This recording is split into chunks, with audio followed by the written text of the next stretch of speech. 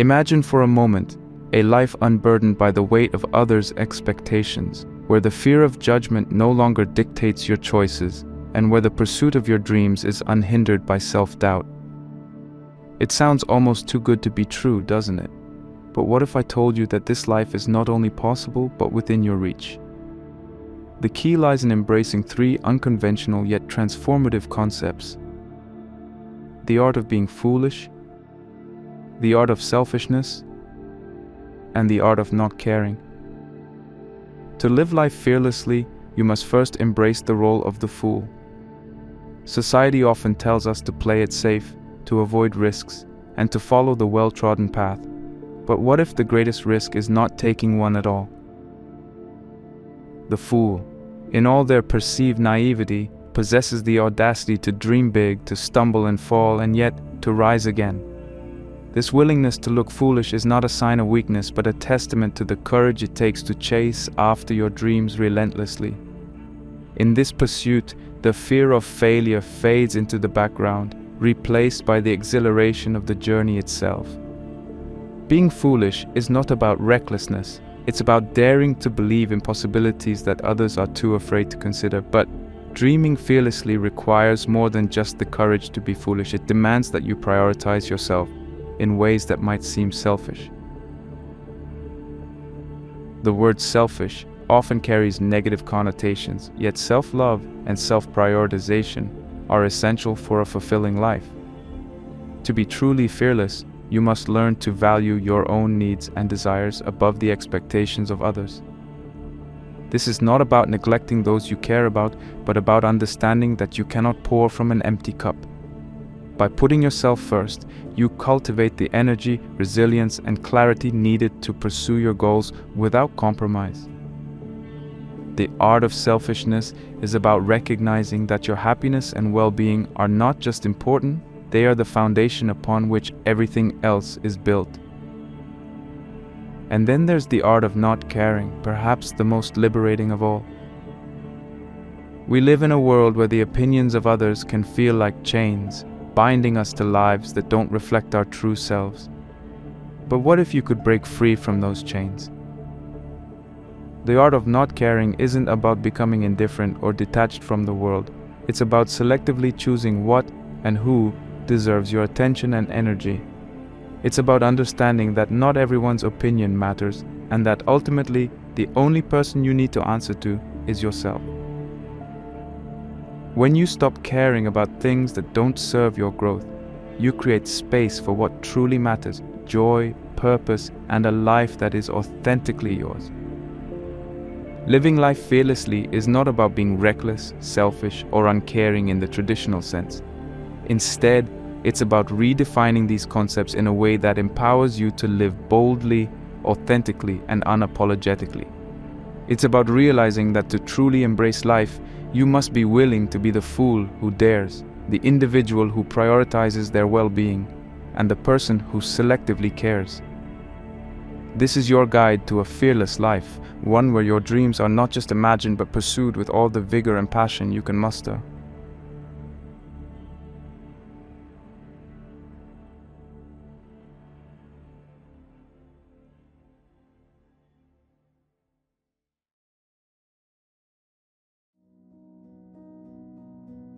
In a world of ever-evolving complexities, where following the norm is often seen as a safer route, there lies a hidden art. The art of being what some might call a fool. Imagine for a moment a tightrope walker, taking that precarious first step. To many, that decision might seem foolish. Why leave the safety of solid ground? Yet for the performer, it's a dream, a passion, and a defining aspect of their identity. Similarly, each of us faces a metaphorical tightrope in our lives, the fine line between societal expectations and our deepest aspirations.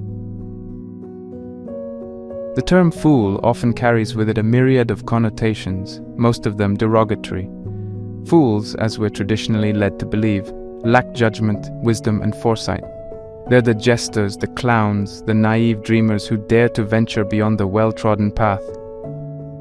But what if, buried within the essence of foolishness, there's a profound wisdom, a wisdom that recognizes that life's grandest adventures and deepest learnings often lie outside the contours of convention?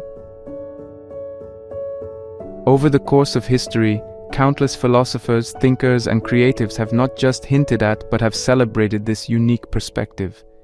Their teachings and life stories provide us with invaluable insights, ones that challenge the status quo and encourage us to view the world through a different lens. A lens that values audacity, courage, and the drive to chase after what might initially seem unreachable. Enter the art of being a fool. In understanding this concept, we delve deep into the psyche of humanity. Throughout time, our greatest advancements, innovations, and expressions have come from those willing to be ridiculed, willing to be misunderstood, willing to, essentially, be the fool. From the artists who introduced avant-garde movements only to be dismissed by their contemporaries, to the scientists who posited groundbreaking theories that upended conventional wisdom, it was their foolish resilience and faith in their dreams that carved the path forward. But why is it so essential to harness this seemingly counterintuitive idea? In its essence, the art of being a fool is about authenticity. It's about staying true to oneself despite external pressures to conform. It's about the audacity to believe in our dreams, no matter how far-fetched or distant they may appear. By doing so, we not only find purpose and meaning in our own lives, but also inspire others to do the same. The societal norms and expectations we face today aren't necessarily designed to suppress our dreams, but they do often encourage conformity. From a young age, we're steered towards paths deemed secure and acceptable. Rarely are we urged to question, to dream, and to chase those dreams with an unabashed fervor. Yet history has repeatedly shown us that those who have made a lasting impact, who have truly lived lives of fulfillment, are those who embrace the art of being a fool. In this exploration, we're not just discussing the abstract idea of foolishness. We're delving into a roadmap, drawing from the wisdom of revered philosophers, psychologists, and authors who have all, in their unique ways, embraced and championed this art form. Through their perspectives, we'll discover that being a fool is not about ignorance or naivety. It's about courage, passion, and the relentless pursuit of one's dreams. So, as we start this journey together, I invite you to set aside preconceptions, to open your heart and mind, and to rediscover the profound wisdom that lies in the art of being a fool. After all, as the famed George Bernard Shaw once remarked, all progress depends on the unreasonable man. Or in our context, the unyielding dreamer, the timeless fool.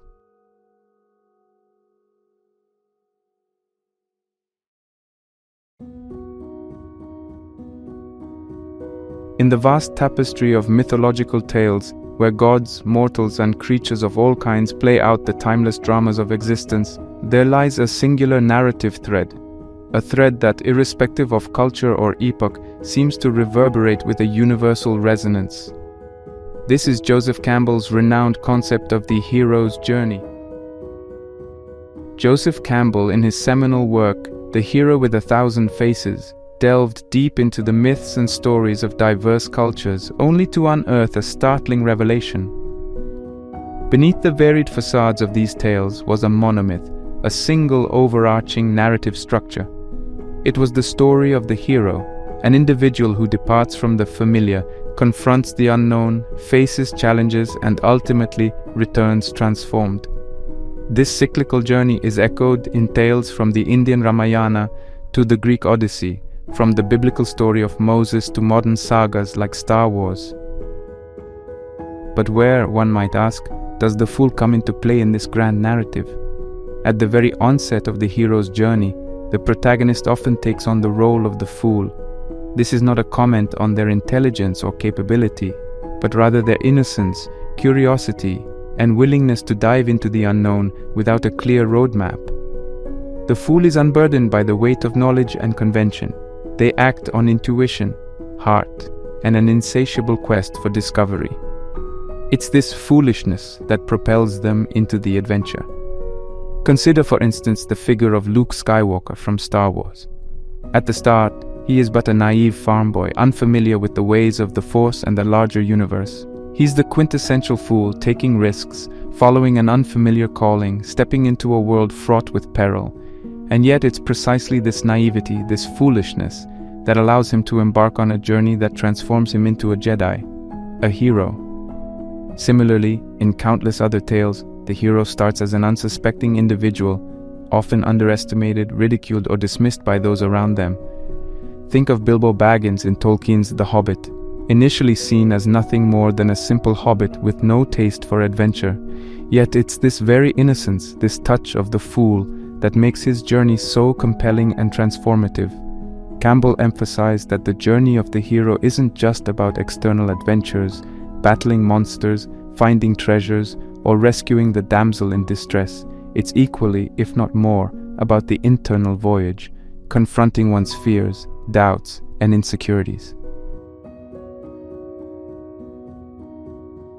The hero's external challenges are often mirrors of their internal struggles, and it's here, in this internal landscape, that the fool's qualities become even more crucial. For it's the fool's inherent openness, resilience, and adaptability that allows the hero to grow, learn, and eventually triumph.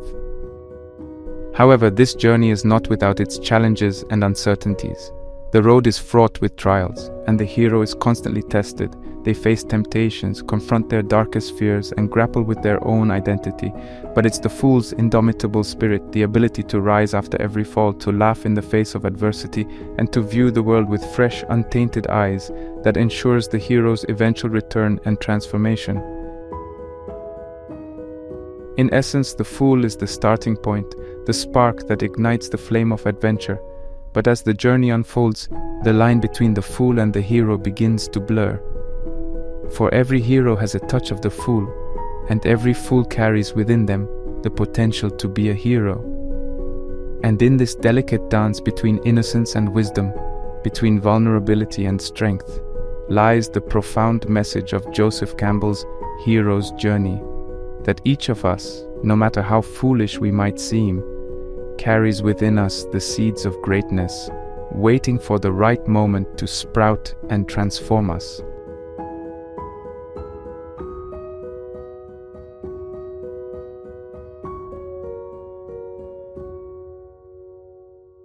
Diving deeper into the philosophical undercurrents that shape our understanding of the fool and the hero, we stumble upon the profound musings of Friedrich Nietzsche, a philosopher whose influence reverberates through time, challenging our conventional notions of morality, existence, and the human spirit.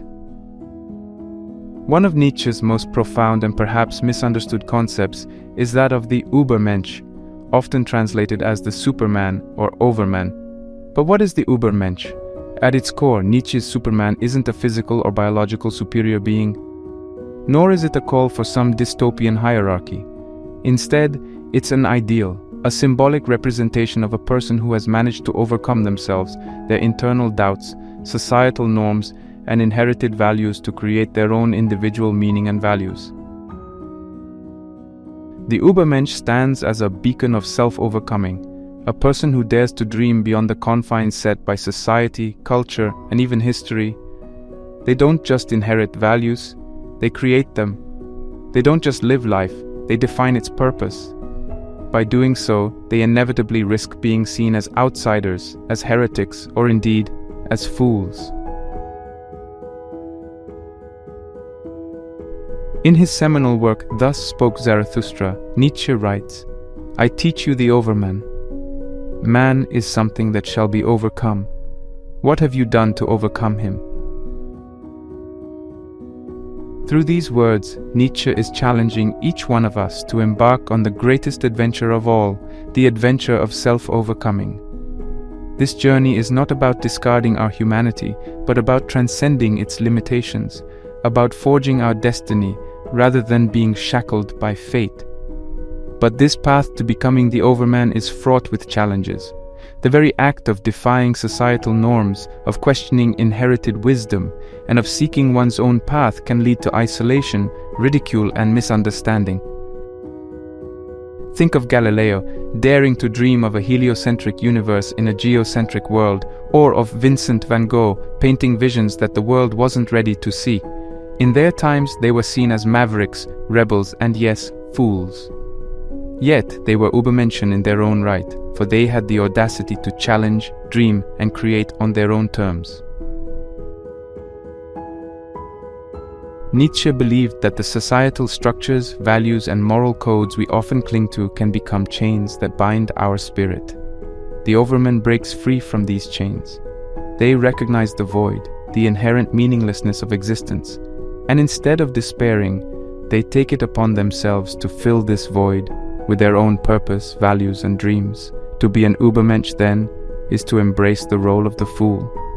It's to walk on the razor's edge, to dance on the precipice of societal acceptance and rejection, to risk everything for the sake of one's own vision.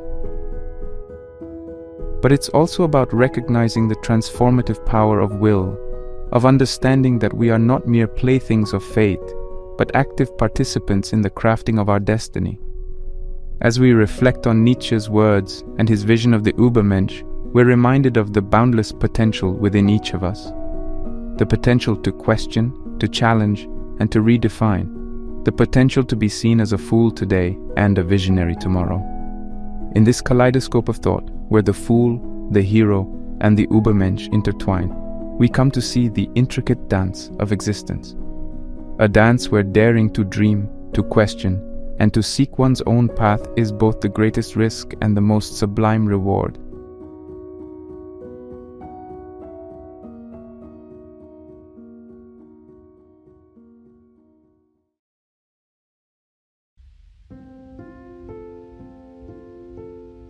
Navigating the labyrinth of human consciousness, we encounter the enigmatic and profound ideas of Swiss psychiatrist and psychoanalyst Carl Jung. A pioneering figure who ventured beyond the shores of conventional psychoanalysis, Jung delved deep into the realms of mythology, spirituality, and the collective unconscious to explore the very essence of human existence.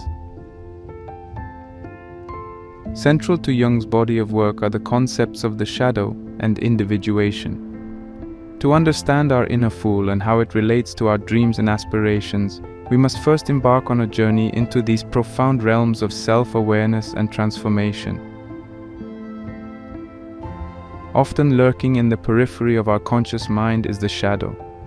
This isn't some sinister force or malevolent entity, but rather, as Jung describes, the unconscious aspect of the personality which the conscious ego does not identify in itself. The shadow is a reservoir of feelings, desires, and memories that have been repressed, denied, or ignored. It encompasses everything we don't want to accept about ourselves, our fears, our weaknesses, and even latent potentialities. Why does the shadow matter when we talk about the fool?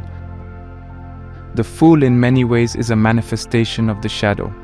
In its purest form, the fool represents spontaneity, innocence, and a certain wildness, traits that society often asks us to suppress or control. Thus, embracing the fool within us means confronting our shadow, acknowledging the parts of ourselves that we've shunned or ignored. It's about accepting our imperfections, vulnerabilities, and hidden desires. Only by integrating the shadow can we hope to become whole, authentic beings.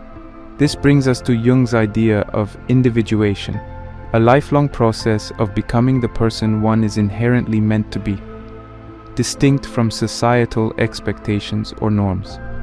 It's the journey of self-realization, where one integrates the various facets of their unconscious, including the shadow, into their conscious self. The path of individuation is not about achieving an idealized version of oneself, but about reconciling and harmonizing the myriad forces within. The fool's journey, in many ways, mirrors this process of individuation. Like the fool, each of us embarks on a journey filled with trials, revelations, and transformations. As we confront and integrate our shadow, as we reconcile with our innermost fears and desires, we come closer to our true self. The fool's spontaneity, curiosity, and innocence are invaluable allies in this journey, helping us approach each twist and turn with an open heart and a willing spirit. Our dreams and aspirations are intricately linked to this process. They are, in essence, the soul's yearning for individuation, for wholeness. Each dream, whether it's a desire to create, to explore, or to connect, reflects a part of our unconscious seeking expression in the conscious world. The Fool, with its uninhibited nature, becomes the bridge between these realms, urging us to listen to our innermost calls, to dare, to dream, and to explore the vast landscapes of our psyche. In one of his reflections, Jung stated, "Who looks outside dreams, who looks inside awakes." This captures the essence of our discussion. To truly understand and pursue our dreams, we must turn our gaze inward, embrace our inner fool, and embark on the journey of individuation. It's a journey where the destination is not a place but a state of being, a state of wholeness, authenticity, and profound self-awareness. In the grand tapestry of ideas, from Nietzsche's Übermensch to Campbell's hero's journey, Jung's concepts add another layer of depth. They remind us that the journey is as much inward as it is outward, that each challenge, each revelation, each dream is a stepping stone towards becoming our truest self. And in this journey, the Fool is not just a companion, but a beacon, illuminating the path with its innocence, curiosity, and unabashed authenticity.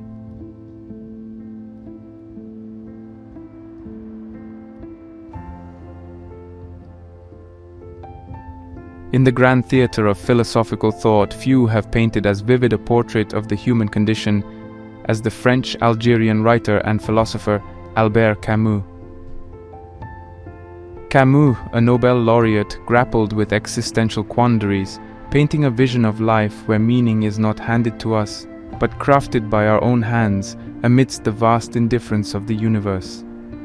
Central to Camus' philosophy is the concept of the absurd.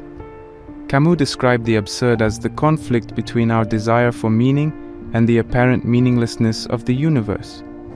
We, as humans, are driven by an innate quest for purpose and significance. Yet the universe, in its vastness and indifference, does not seem to offer any inherent meaning. This tension, this dissonance, is the essence of the absurd. Rather than view the absurd as a nihilistic endpoint, Camus saw it as a beginning, a realization from which one could construct a life of authenticity. In his work, The Myth of Sisyphus, Camus presents the tale of Sisyphus, condemned to push a boulder up a hill for eternity, only to see it roll back down each time he nears the summit. For Camus, Sisyphus embodies the human condition.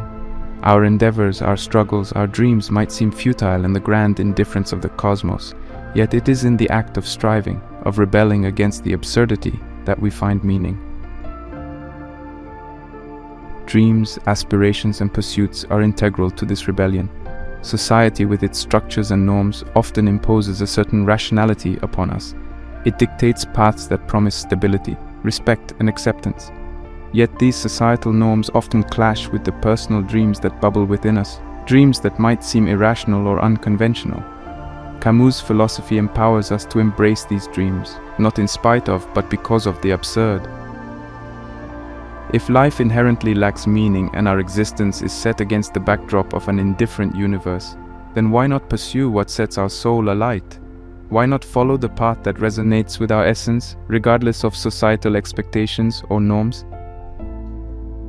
Accepting the absurdity of life liberates us from the confines of societal shoulds and musts. It reminds us that societal norms are just as arbitrary as any other construct. In the grand, indifferent theater of the universe, choosing a life that aligns with societal expectations is no more rational than pursuing one's wildest, most irrational dreams. By recognizing and embracing the absurd, we free ourselves from the pressure of finding objective meaning or conforming to external standards. We become the authors of our destiny, crafting narratives that resonate with our deepest truths. This isn't a call to abandon responsibility or drift aimlessly, but an invitation to pursue our passions with vigor, to embrace the unpredictability of life, and to find joy in the act of living itself, irrespective of external validations. Camus once said, "The only way to deal with an unfree world is to become so absolutely free that your very existence is an act of rebellion." In a world bound by conventions where the weight of expectations can often stifle dreams, pursuing one's true calling, no matter how unconventional or foolish, becomes an act of rebellion, a rebellion against the absurdity of existence and societal impositions. As we reflect upon Camus' insights, we are reminded of the liberating power of acceptance. Accepting the absurdity of life doesn't lead to apathy, but to an empowered freedom. It reminds us that in the vast cosmic dance, we have but a fleeting moment, and in this moment, rather than be bound by the chains of convention, we can choose to dance to our own rhythm, to chase our dreams with abandon, and to craft a life that, while fleeting, is fiercely and authentically ours.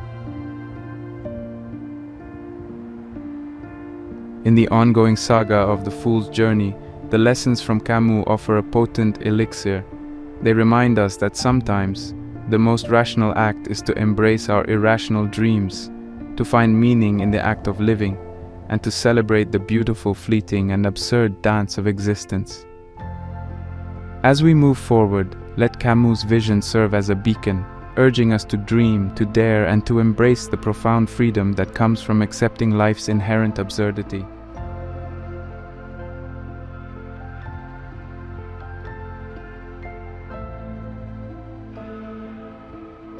The literary landscape of Russia is vast and rich, filled with introspective quests and profound human dilemmas. Amidst this grand tapestry stands a colossus, Fyodor Dostoevsky. His novels aren't just tales, they are profound investigations into the human soul, delving into questions of morality, existence, and the nature of evil and good. To navigate Dostoevsky's exploration of the fool, we turn to one of his most enigmatic and compelling characters, Prince Mishkin of The Idiot. Mishkin, with his open-hearted nature and disarming innocence, becomes an embodiment of the fool's virtues and offers us a window into Dostoevsky's vision of achieving dreams through authenticity and innocence. Upon his return to the bustling society of St. Petersburg after years in a Swiss sanatorium, Mishkin's lack of guile and simplicity quickly mark him as an idiot in the eyes of the Russian aristocracy. Yet his idiocy isn't rooted in ignorance, but rather in an unwavering innocence and a boundless empathy towards others. His inability, or perhaps refusal, to wear the societal masks and engage in its pretenses makes him both refreshing and, to some, pitiable. Mishkin's unbridled innocence, often perceived as naivety or foolishness, becomes his unique lens to view the world. While the society around him is riddled with deceit, jealousy, and pride, Mishkin remains largely untouched by these vices. His genuine concern for others, even those who ridicule or harm him, showcases the strength and resilience that comes from a pure heart. His interactions, especially with the tormented Nastasia Filipovna and the passionate Rogozhin, highlight the transformative power of genuine compassion. In a world where many are driven by selfish desires and masked intentions, Mishkin's genuine innocence stands in stark contrast. His straightforwardness, often deemed as foolishness, allows him to cut through societal facades. He doesn't engage in the usual games of one-upmanship or deceit. And while this often places him in precarious situations, it also allows him to remain true to himself, a beacon of authenticity in a sea of pretense. This authenticity is a potent force. For Dostoevsky, it's clear that innocence and foolishness, when rooted in a genuine understanding of oneself, can be more powerful than calculated cunning or societal savvy. Mishkin's dreams and aspirations are not driven by societal expectations, but by an inner moral compass, an innate understanding of good that remains uncorrupted by the world around him. For Dostoevsky, through characters like Prince Mishkin, the journey towards one's dreams is not a straight path paved with calculated decisions and societal validations. Instead, it's a winding road where the heart, in its innocence and foolishness, serves as the compass. Dreams, in the Dostoevskian universe, are deeply personal. They are not to be tailored according to societal norms, but are to be pursued with a relentless authenticity. Mishkin, in all his idiotic glory, represents this untamed pursuit. His interactions, his decisions, and even his missteps are all guided by a genuine sense of self, untainted by external influences.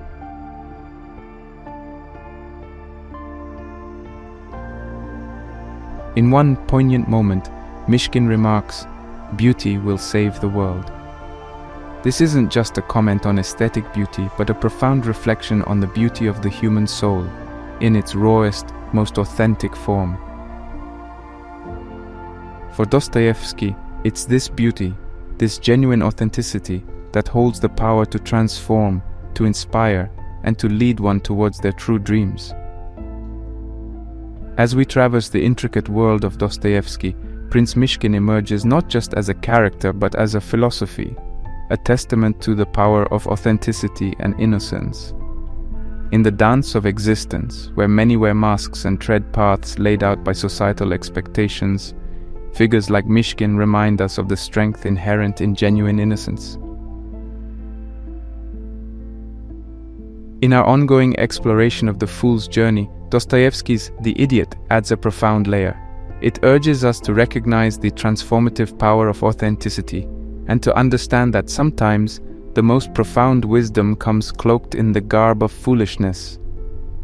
In The Pursuit of Dreams, Dostoevsky seems to whisper from the pages of his novels, "It's not the societal accolades or validations that matter, but the authenticity of the journey." And in this authentic journey, with all its trials and tribulations, lies the true realization of dreams, painted not in the colors of the world, but in the hues of one's heart.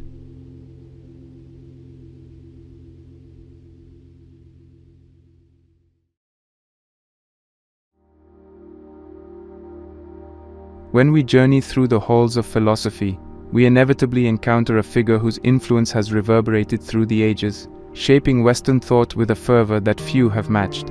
Socrates, with his unyielding quest for truth and his distinctive method of questioning, remains one of history's most celebrated thinkers. Not only did he lay the foundations for critical thinking, but he also introduced profound insights into the nature of knowledge and the importance of self-awareness. The paradoxical claim, "I know that I know nothing," often attributed to Socrates, stands as a testament to his philosophical approach. On the surface, this statement might appear self-defeating or even nonsensical.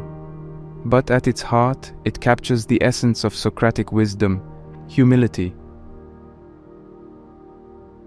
In a world where many claimed to have all the answers, Socrates admitted his ignorance. But this wasn't a declaration of defeat or apathy. It was an acknowledgement of the vastness of the universe and the limitations of human understanding. By accepting that he didn't have all the answers, Socrates opened the door to relentless inquiry and perpetual learning. Humility, as Socrates showcased, is not about self-deprecation, but about recognizing our limitations and being open to growth. In admitting his lack of knowledge, Socrates wasn't resigning to ignorance, but challenging himself and others to delve deeper, to question more fervently, and to seek truth with renewed vigor. This humility can be incredibly empowering, especially in the pursuit of dreams. In a society that often values absolute certainty and clear answers, admitting that we don't know everything can be liberating. It allows us to approach challenges with an open mind, to learn from our experiences, and to adapt our strategies. In the face of obstacles or failures, the acknowledgement that we don't have all the answers can fuel resilience and inspire innovation. Central to Socrates' approach was his method of questioning, known aptly as the Socratic method. Rather than providing direct answers, Socrates would engage in a series of probing questions, leading his interlocutors on a journey of self-discovery and critical examination. Through this method, Socrates aimed to peel back the layers of assumption and expose the core truths, or lack thereof, beneath. This relentless questioning can be profoundly transformative, especially when it comes to societal norms and conventions. In our journey towards our dreams, we often encounter societal expectations and established paths. These norms, while sometimes useful, can also be restrictive, boxing us into prescribed roles and stifling genuine aspirations. Socrates, with his method of questioning, offers a way out. By critically examining these norms, by asking why, we can discern which conventions align with our dreams and which don't. We can determine which societal paths aid our journey and which hinder it. In doing so, we can carve out our unique trajectory, one that is genuinely attuned to our aspirations. If Socratic philosophy were distilled into its essence concerning dream pursuit, it would emphasize self-awareness, critical thinking, and resilience. To chase one's dreams is not to follow a prescribed path blindly, but to forge one's way, questioning, learning, and adapting as one goes. Socrates' humility reminds us that the path to our dreams is not linear. It is filled with uncertainties, challenges, and moments of self-doubt. But it is in embracing these uncertainties, in acknowledging our limitations and yet pushing forward, that we truly grow. Additionally, by critically examining the societal norms that often shape our aspirations, we can ensure that our dreams are genuinely our own, not reflections of external expectations. We can ensure that our journey, with all its twists and turns, is one of authenticity. The legacy of Socrates, etched in the dialogues of Plato and the annals of philosophy, is not just of a thinker, but of a revolutionary. He did not just challenge ideas, he challenged ways of being, ways of thinking, and ways of dreaming. As we continue our exploration of the art of being a fool and the pursuit of dreams, the insights of Socrates serve as a guiding light. They remind us of the strength inherent in humility, the power of questioning, and the importance of self-awareness. In our quest for dreams, Socratic wisdom offers a potent reminder. It's not the destination, but the journey that matters. And in this journey, it's not the answers, but the questions, the reflections, and the relentless pursuit of understanding that truly pave the way. Let us move forward then with the spirit of Socrates, questioning, reflecting, and ever seeking as we chase our dreams with authenticity and fervor. For in the dance of aspirations, it's the rhythm of self-awareness and the steps of critical inquiry that truly make the dance worthwhile.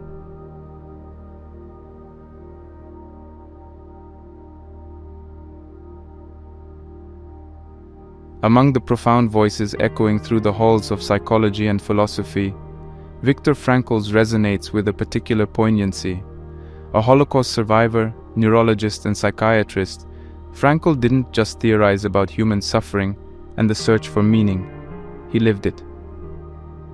His experiences in Nazi concentration camps led him to develop logotherapy, a therapeutic approach centered on the pursuit of meaning in life. It's a perspective that can greatly illuminate our discussion on being a fool and the courageous endeavor of chasing dreams against the grain. At the core of Frankl's logotherapy lies an assertion both simple and profoundly deep. The primary motivational force for humans is the search for meaning. Unlike other psychotherapeutic approaches, which may focus on pleasure or power as driving forces, logotherapy posits that our deepest desires are directed towards understanding our purpose and discerning significance in our existence. For him, life holds potential meaning under any circumstance, even the most miserable ones. This belief was not formed in the comfort of a therapist's chair, but amidst the harrowing environment of concentration camps. It was here, amidst unthinkable adversity, that Frankl observed a striking phenomenon. Those who could find some meaning or purpose in their suffering were more resilient, enduring the horrors with a strength that seemed almost superhuman. In many ways, the individuals who dared to seek meaning in the bleakness of the camps played the role of the fool. They defied the external narrative that sought to strip them of their humanity, choosing instead to listen to the internal voice that whispered of purpose and significance. They were foolish enough to dream, to hope, and to find fragments of meaning even in the direst of circumstances. This is where the crux of the art of being a fool intersects with Frankl's insights. Pursuing one's dreams often requires a similar foolishness, the audacity to seek personal meaning and purpose despite external circumstances or societal expectations. Whether these external pressures come in the form of societal norms, adverse conditions, or external naysayers, the challenge remains to stay true to one's inner compass, to prioritize personal meaning over external dictates. Frankl himself exemplified this. Despite the dehumanizing conditions of the camps, he held on to the dream of reuniting with his family and sharing his insights with the world. He mentally drafted what would later become his seminal work, Man's Search for Meaning, using scraps of paper and stolen moments of reflection. In the contemporary world, the challenges we face might be different from the horrors Frankl endured, but the central dilemma remains. We are often pulled between societal expectations, the well-trodden paths, the prescribed definitions of success, and our search for personal meaning. Here, playing the fool becomes an act of courage. It involves prioritizing personal meaning over societal accolades, seeking significance in paths less trodden, and often embracing dreams that might seem irrational or impractical to the external world. Frankl's logotherapy teaches us that our well-being, resilience, and even our mental health are intricately linked to this pursuit of meaning. When we align our dreams with our personal sense of purpose, we don't just achieve external milestones, we fulfill an inner calling. We experience a joy that is profound, a satisfaction that is deep-rooted. Viktor Frankl's life and teachings offer a beacon of hope and a roadmap for all those embarking on the journey of dream pursuit. His insights remind us that true fulfillment doesn't lie in societal validations or external achievements, but in the alignment of our actions with our personal sense of meaning.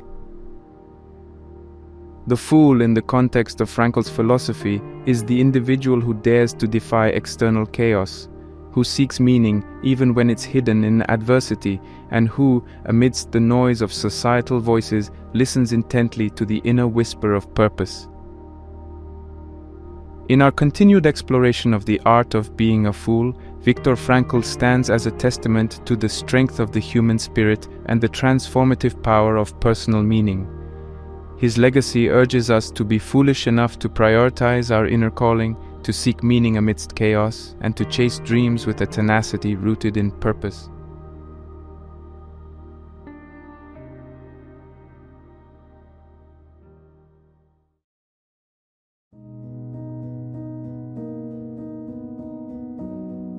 Ralph Waldo Emerson, the 19th century American philosopher, essayist, and poet, stands as an emblematic figure in the realm of transcendentalism and individualism. His ideas, expressed most vividly in his essay, Self-Reliance, have not only shaped American thought but have also offered invaluable insights into the dynamics of personal autonomy, non-conformity, and the spirit of chasing dreams. Emerson's philosophy provides another fascinating layer to our exploration of the art of being a fool. Emerson's essay, Self-Reliance, begins with a striking proclamation. Trust thyself, every heart vibrates to that iron string. At its heart, the essay is a call to arms for individuals to trust their inner voices and intuitions. For Emerson, to be self-reliant is to embrace one's thoughts, values, and beliefs without being unduly influenced by societal norms or external pressures. One of the essay's most compelling assertions is that society often conspires to rob individuals of their autonomy. By imposing its conventions, norms, and definitions of success, society can divert individuals from their genuine paths. This leads to a life lived not according to one's innate calling but according to societal dictates. A core component of self-reliance is the idea of non-conformity. Emerson argues against the societal pressure to conform, to fit into pre-established molds. He writes, "Whoso would be a man must be a nonconformist." By this, he doesn't merely suggest rebellion for rebellion's sake, but underscores the importance of authentic self-expression. This non-conformity, in the context of our discussion, closely aligns with the notion of being a fool. It involves the courage to be seen as different, to risk being labeled eccentric or odd, and to follow one's dreams even when they diverge from societal expectations. To Emerson, such foolishness is not a flaw but a virtue. It signifies an individual's commitment to their inner convictions over external validation. Central to Emerson's philosophy is the emphasis on intuition. He believed that each individual possesses an inner compass, a guiding light that illuminates their unique path. While reason and logic have their place, it's this intuition, this gut feeling, that should guide our actions, particularly when it comes to significant life decisions and dream pursuit. In chasing our dreams, relying on this intuition might often lead us down unconventional paths. These are paths that might not always align with societal standards, paths that might seem foolish to the external observer. Yet, as Emerson argues, it's precisely this foolishness, this unwavering trust in one's inner voice, that can lead to genuine fulfillment and profound achievements. When we examine Emerson's ideas of self-reliance to the context of chasing dreams, several insights emerge. Genuine dreams versus societal impositions. Often what we perceive as our dreams are, in reality, societal impositions.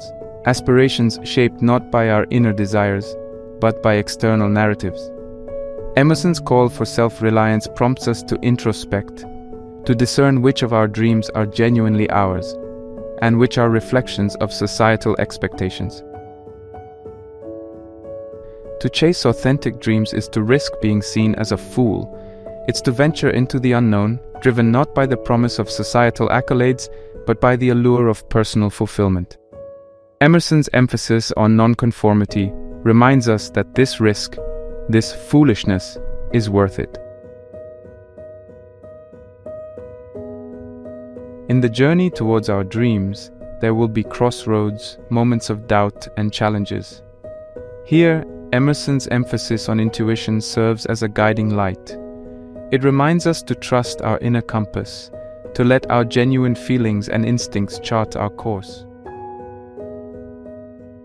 Ralph Waldo Emerson's philosophy offers a refreshing perspective in today's world, where societal pressures and external validations often overshadow personal desires and intuitions.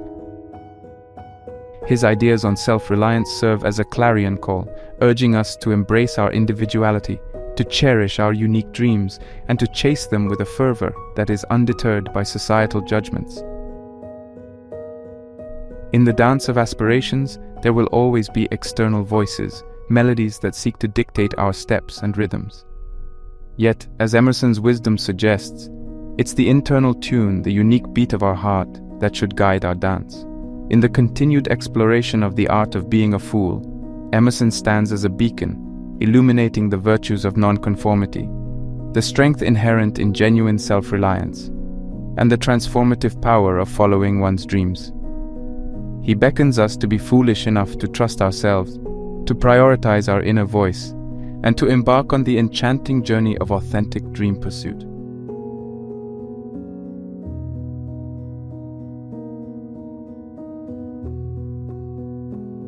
Paulo Coelho's The Alchemist has captivated readers worldwide with its enchanting narrative and profound philosophical insights. While the book is filled with numerous themes, ranging from love to fate, one of its core messages centers around the pursuit of one's personal legend. Through Santiago's journey, Paulo not only offers readers a literary adventure but also a profound lesson on the value of following one's dreams, even if it means being perceived as a fool. Santiago's journey begins with a recurring dream of a child telling him to find treasure at the foot of the Egyptian pyramids. This dream, dismissed by many as mere fancy or illusion, serves as the catalyst for Santiago's grand adventure. Herein lies the first lesson. Dreams, however unfeasible they may seem, often carry profound truths and directions for our lives. While many would have dismissed such a dream as trivial, Santiago, playing the fool, chooses to pursue it, signaling the start of his Odyssey. Paulo introduces the concept of a personal legend as the utmost desire of the heart, the dream or goal that a person feels is their mission in life. Everyone, according to him, knows their personal legend at a young age, but as they grow, societal expectations, fear of failure, and various other distractions cause them to lose sight of this dream. Santiago, as a shepherd, could have easily settled into the comfortable rhythm of his life. Yet, the pull of his personal legend, the desire to decipher his dream, propels him into the unknown. His journey, filled with unexpected challenges and encounters, mirrors the journey anyone undertakes when they decide to pursue their deepest aspirations. To the external world, Santiago's journey might seem foolhardy. Giving up the certainty of his life, selling his sheep, and venturing into foreign lands on the whim of a dream. It surely seems like the act of a fool.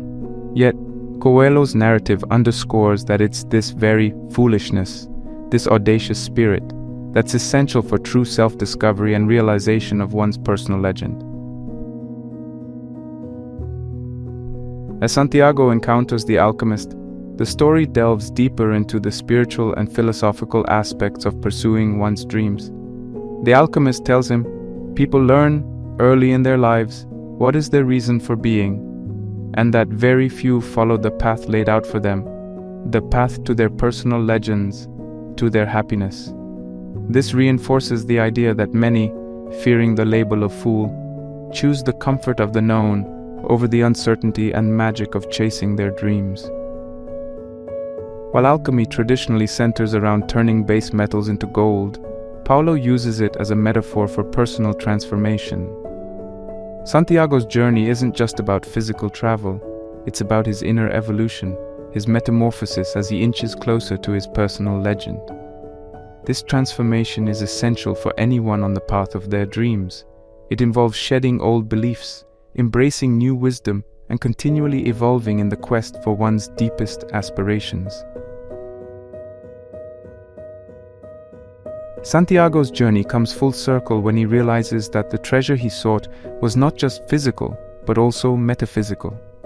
The real treasure was the wisdom he gained, the understanding of his heart's true desires, and the realization that the journey itself, with all its challenges and detours, was as valuable as the destination.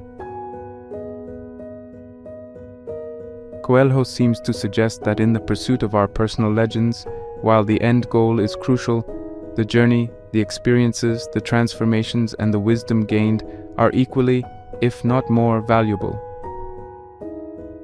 Paulo Coelho, through the narrative of Santiago, offers a compelling exploration of the art of being a fool. It's a reminder that often, the path to our deepest desires, our personal legends, requires us to embrace the unconventional, to risk ridicule, and to journey into the unknown. In the dance between destiny and free will, between dreams and reality, the alchemist stands as a beacon, illuminating the power of faith, the beauty of the journey, and the transformative magic of chasing one's dreams. In a world that often values pragmatism over passion, the alchemist is a clarion call to all dreamers, urging them to embrace their foolishness, to trust the whispers of their hearts, and to embark on the sacred journey of realizing their personal legends.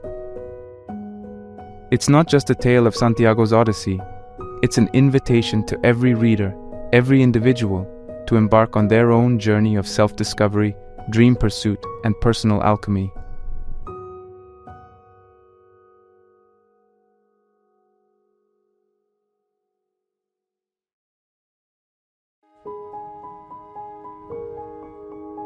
In this exploration of the intricate dance between dreams and daring, between folly and fulfillment, we've traversed the thoughts of some of history's most profound thinkers and storytellers.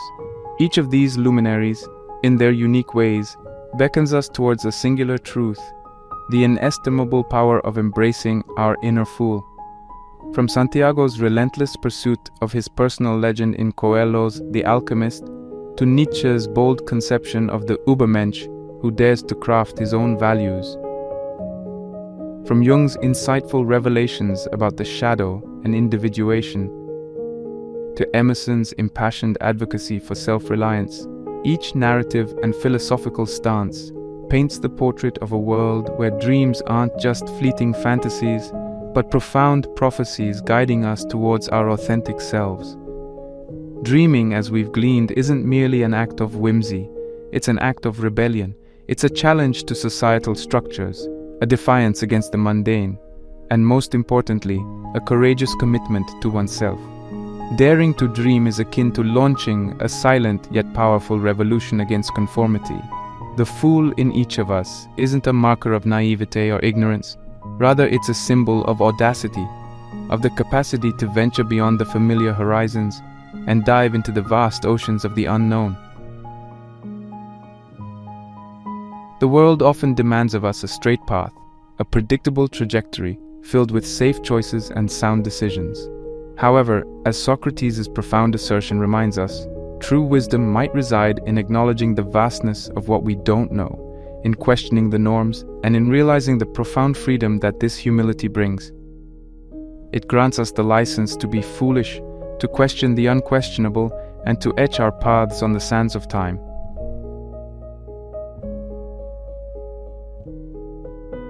Viktor Frankl, with his incisive insights on logotherapy, further illuminates this discourse, revealing that our deepest yearnings are often tethered to our search for meaning.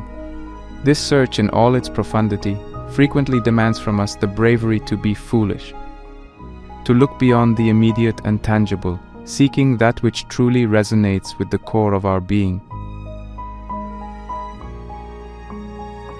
In essence, the fool is not the one who dreams, but perhaps the one who, fearing ridicule or failure, suppresses those dreams. For in dreams we find not just hope, but direction, not just aspiration, but purpose.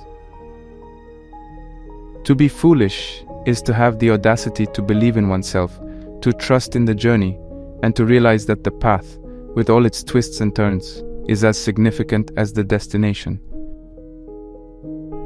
So, as we conclude this odyssey through thought, philosophy, and narrative, let's carry with us the vibrant tapestry of insights we've gathered. Let's honor the fool within, recognizing its power, its wisdom, and its unparalleled courage. For in the art of being a fool lies the art of truly living, of dreaming, daring, and defying the boundaries that confine us. Embrace that inner fool, for in its embrace lies the promise of a life lived in technicolor, rich with dreams, drenched in passion, and driven by purpose.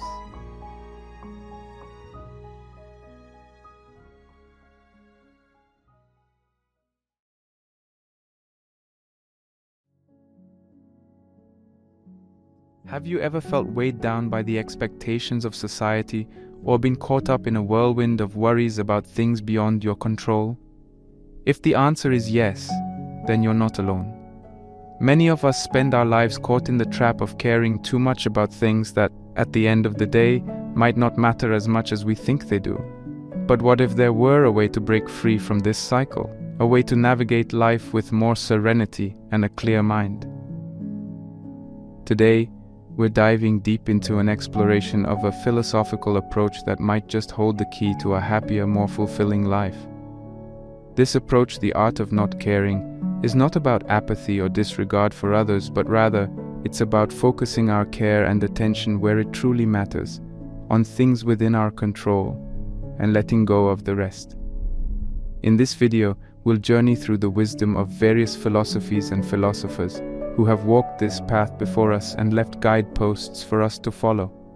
From the tranquil mindfulness of Buddhist philosophy to the empowering self-sufficiency of Stoicism, from the hedonic calculus of Epicurus to the existential courage of Soren Kierkegaard, and from the life-affirming tenets of Nietzsche to the individualistic essence of existentialism. This exploration isn't just academic. We'll also discuss real-world applications and examples. We'll look at how these philosophies have been applied by individuals in the real world, and how not caring in the right way can lead to more happiness, less anxiety, and an overall more fulfilling life. But what exactly do we mean by not caring? In the philosophical sense, not caring doesn't mean complete detachment or lack of concern. It means liberating ourselves from the societal pressures, the fears of the unknown, the worries about what we can't control, and the anxiety over others' judgments. The art of not caring encourages us to focus our energy on our actions, our responses, and our attitudes, rather than expending mental and emotional energy on things outside our realm of control. It's about recognizing our boundaries and deciding what truly warrants our care, our effort, and our passion. It's about learning to embrace uncertainty, accept the impermanence of life, and still live joyfully in the present moment. If you've ever felt like you're carrying the weight of the world on your shoulders, if you've ever wished you could let go of anxieties that hold you back, or if you're just curious about different philosophical perspectives on happiness, you're in the right place. By the end of this journey, we hope you'll be armed with a new perspective on how to navigate life's ups and downs with grace, equanimity, and an untroubled mind. Stay with us as we unveil the liberating world of the art of not caring. It's time to venture on a philosophical journey of self-discovery and learn the art of letting go to live a happier, more fulfilling life.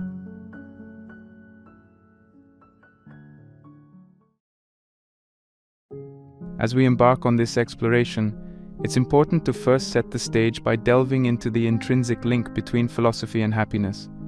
What role does philosophy play in defining and understanding happiness? Philosophy in its essence is the love of wisdom.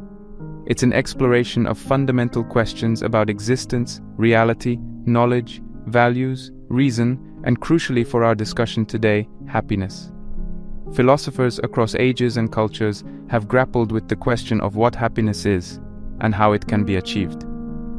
From ancient Greek philosophers to modern-day thinkers, the quest for understanding happiness has always been at the heart of philosophical inquiry. Happiness is a concept that, on the surface, appears simple and universal. But once you dig deeper, it reveals a multidimensional nature that is deeply subjective and complex. Our understanding of happiness is usually tied to our personal experiences, cultural background, and societal expectations. However, when we shift our focus from a personal lens to the broad vista of philosophy, the meaning of happiness expands and deepens. So, how do different philosophical perspectives view happiness? Let's start with the ancient Greeks. For Aristotle, one of the most influential philosophers of all time, happiness wasn't a fleeting emotion or a state of momentary joy. He proposed the concept of eudaimonia, often translated as flourishing or the good life. For Aristotle, happiness was about living a life of virtue and wisdom, fulfilling one's potential, and contributing to society. It wasn't about chasing pleasure, but about cultivating a rich inner life. In contrast, the philosopher Epicurus viewed happiness as the pursuit of pleasure and the avoidance of pain. However, Epicurean philosophy doesn't advocate hedonistic indulgence. Epicurus emphasized the simple, natural pleasures in life like friendship, intellectual pursuits, and peace of mind. Fast forward to the 17th and 18th centuries during the Age of Enlightenment, and we encounter utilitarian philosophers like Jeremy Bentham and John Stuart Mill. They proposed that happiness is about maximizing pleasure for the greatest number of people, forming the basis of their moral and ethical guidelines. In the 19th century, Arthur Schopenhauer, a German philosopher, offered a less optimistic view. He believed that life is filled with suffering and happiness is merely the absence of this suffering. Schopenhauer's philosophy advocates for reducing desires to minimize disappointment and pain, giving a different spin on our understanding of happiness. Then we have the existentialists of the 20th century like Jean-Paul Sartre and Albert Camus, who believed that life inherently has no meaning, and it's up to each individual to create their own purpose and define their own happiness. They rejected societal norms and encouraged authenticity and personal freedom. And we can't forget the Eastern philosophical traditions like Buddhism, which teaches that happiness is achieved through the elimination of desire and attachment, leading to a state of inner peace and enlightenment. What's evident from these various philosophical perspectives is that happiness isn't a one-size-fits-all concept. It is deeply personal and intricately woven with our values, choices, and understanding of the world. Different philosophies offer different pathways to happiness, whether it's through virtue, pleasure, the absence of pain, personal freedom, or spiritual enlightenment. In today's exploration of the art of not caring, we will see how letting go of certain cares aligns with these diverse philosophical perspectives on happiness. It's about finding a balanced and thoughtful approach to what we choose to care about, ultimately leading us towards a fulfilling and content life. It's crucial to remember that philosophy doesn't provide ready-made answers, but guides us in asking the right questions. As we delve deeper into the art of not caring, let's keep an open mind, challenge our preconceptions, and allow these diverse philosophical teachings to enlighten our understanding of happiness. Let's set forth on this intriguing journey, drawing lessons from famous philosophers and their profound insights into happiness.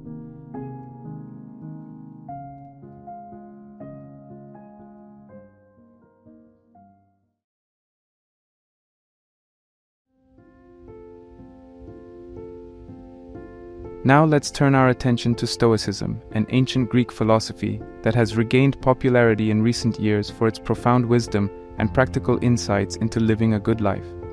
Stoicism was founded in Athens by Zeno of Citium in the early 3rd century BC, but it was the later Stoic philosophers like Epictetus, Seneca, and Marcus Aurelius whose teachings have stood the test of time and continue to resonate with us today.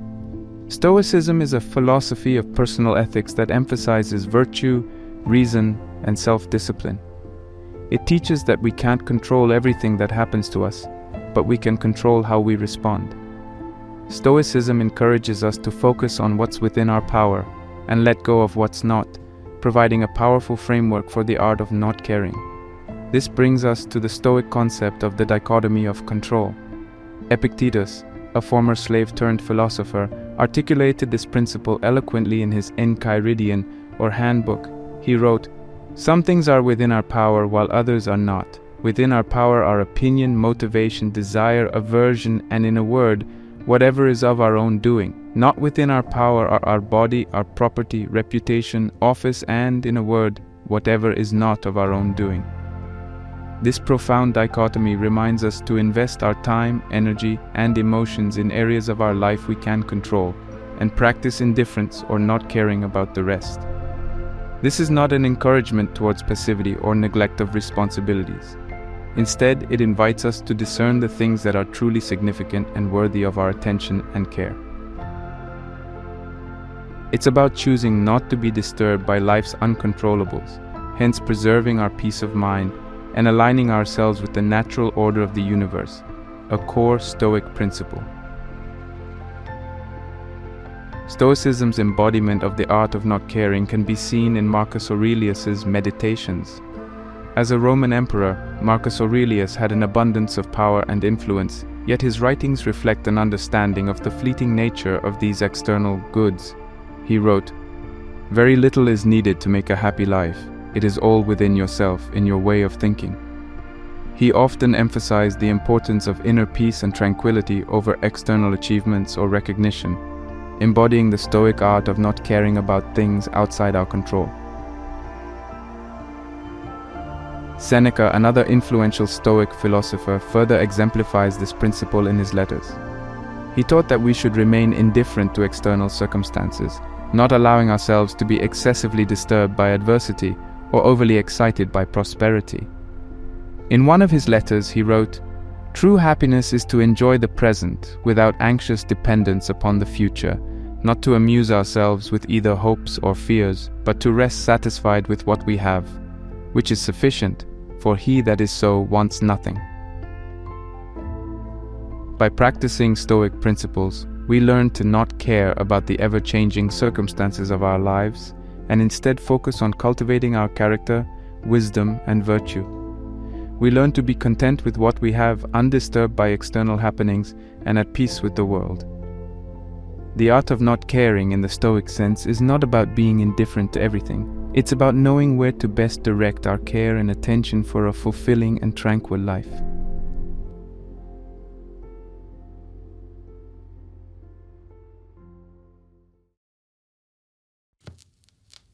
Now, we move from the Stoic school of thought to the garden of Epicurus.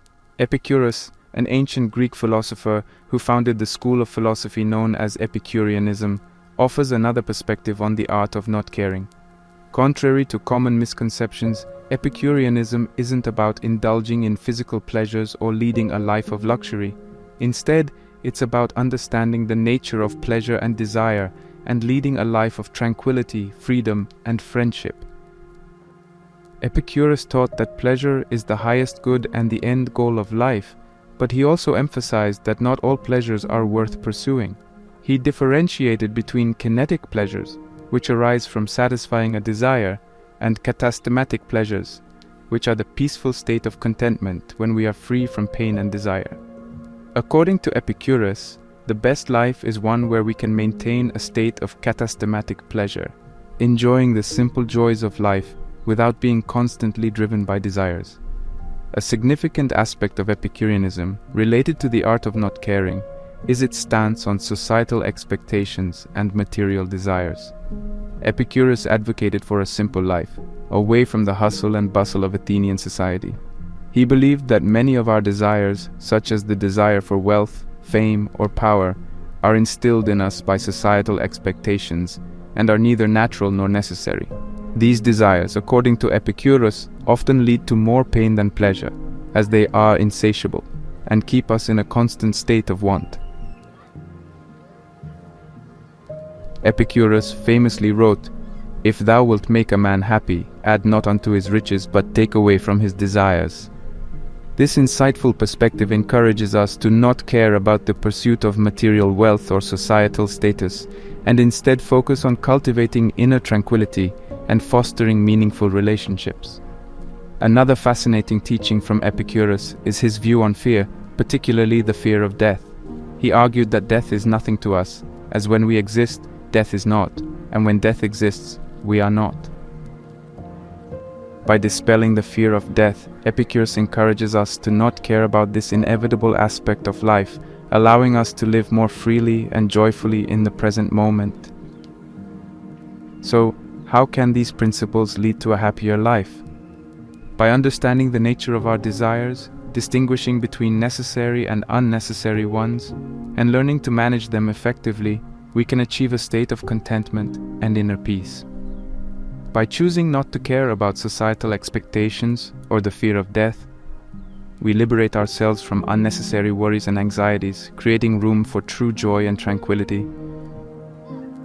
Through Epicureanism, we learn that happiness doesn't come from external possessions or status, but from an inner state of peace, free from pain and turmoil. This philosophy teaches us to celebrate the simple pleasures of life, friendship, thought, and freedom from fear and desire, giving us a valuable perspective on the art of not caring. The Epicurean way of life invites us to rethink our values and desires, to let go of societal expectations and needless worries, and to embrace the simple and enduring pleasures of life.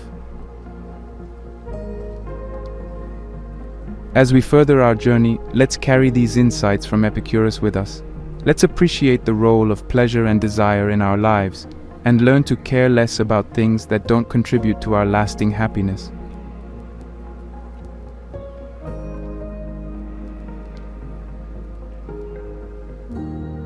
As we continue this philosophical exploration of the art of not caring, we journey next to the 19th century Denmark and meet Søren Kierkegaard, widely recognized as the father of existentialism. Kierkegaard, unlike the philosophers we've discussed so far, lived in a completely different era and cultural context.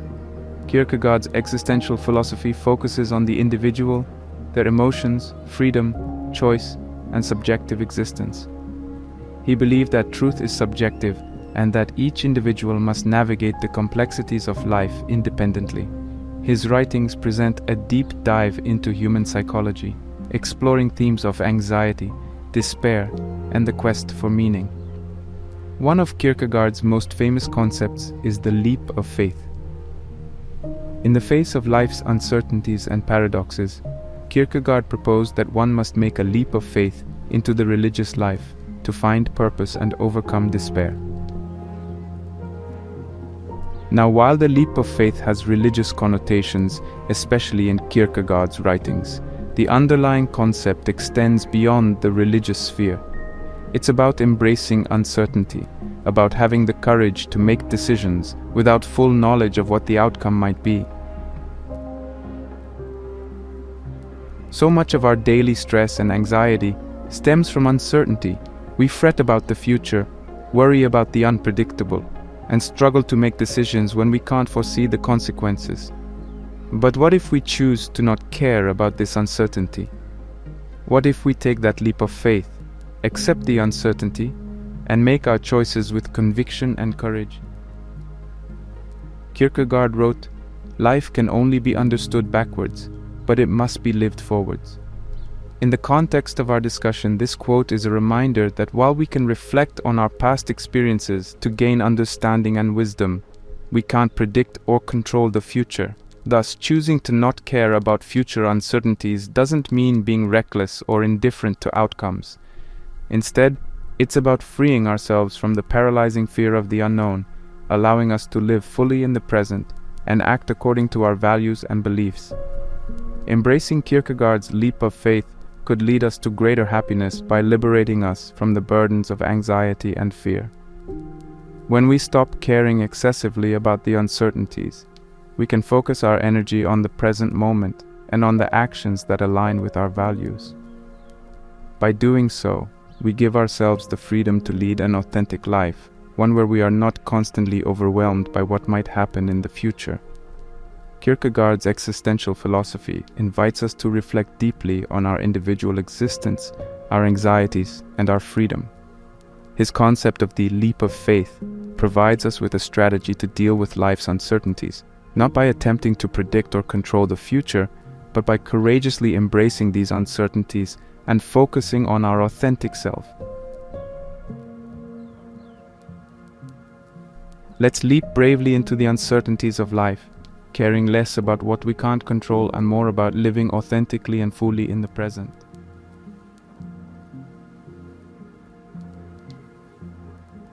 From the bustling streets of 19th century Denmark, our philosophical journey takes us east to ancient India, where Siddhartha Gautama, known as the Buddha, introduced a profound philosophy and path to spiritual enlightenment, Buddhism.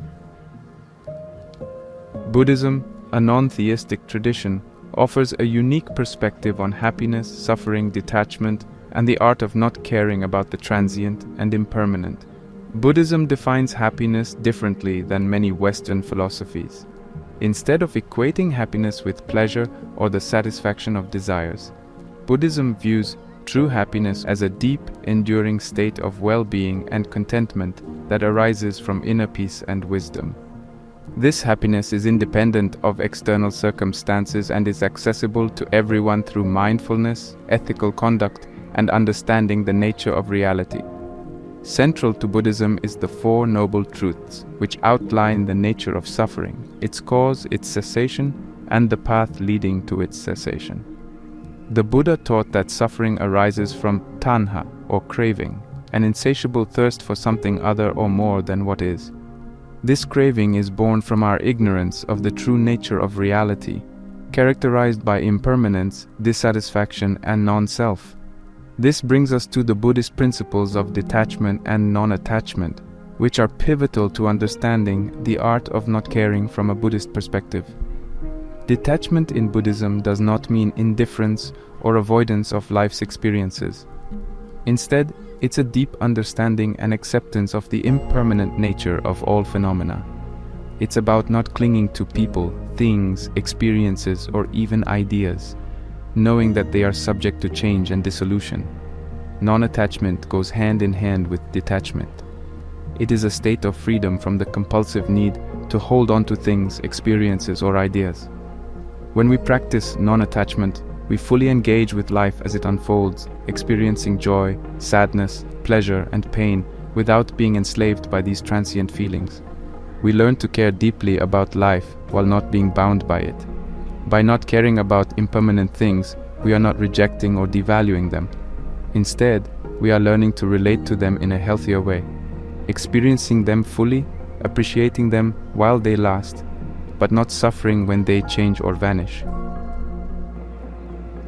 This perspective, when applied to life, can lead to a profound inner peace and happiness.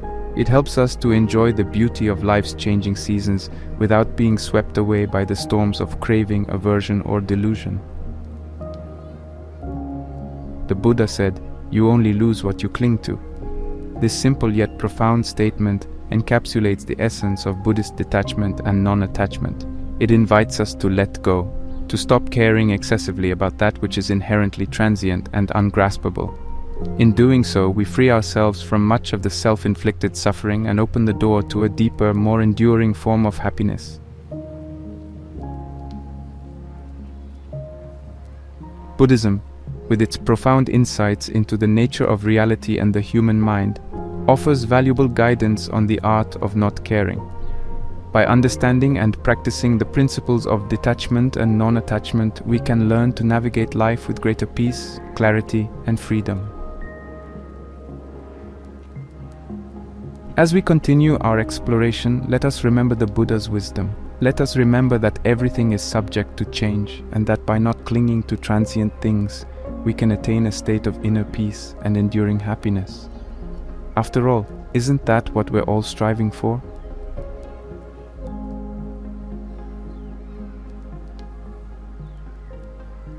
Our philosophical exploration now leads us back to Europe, this time to Germany in the late 19th century, where we meet one of the most influential and controversial philosophers, Friedrich Nietzsche. Known for his critiques of traditional morality and his philosophy of life affirmation, Nietzsche provides us with a powerful lens through which to view the art of not caring.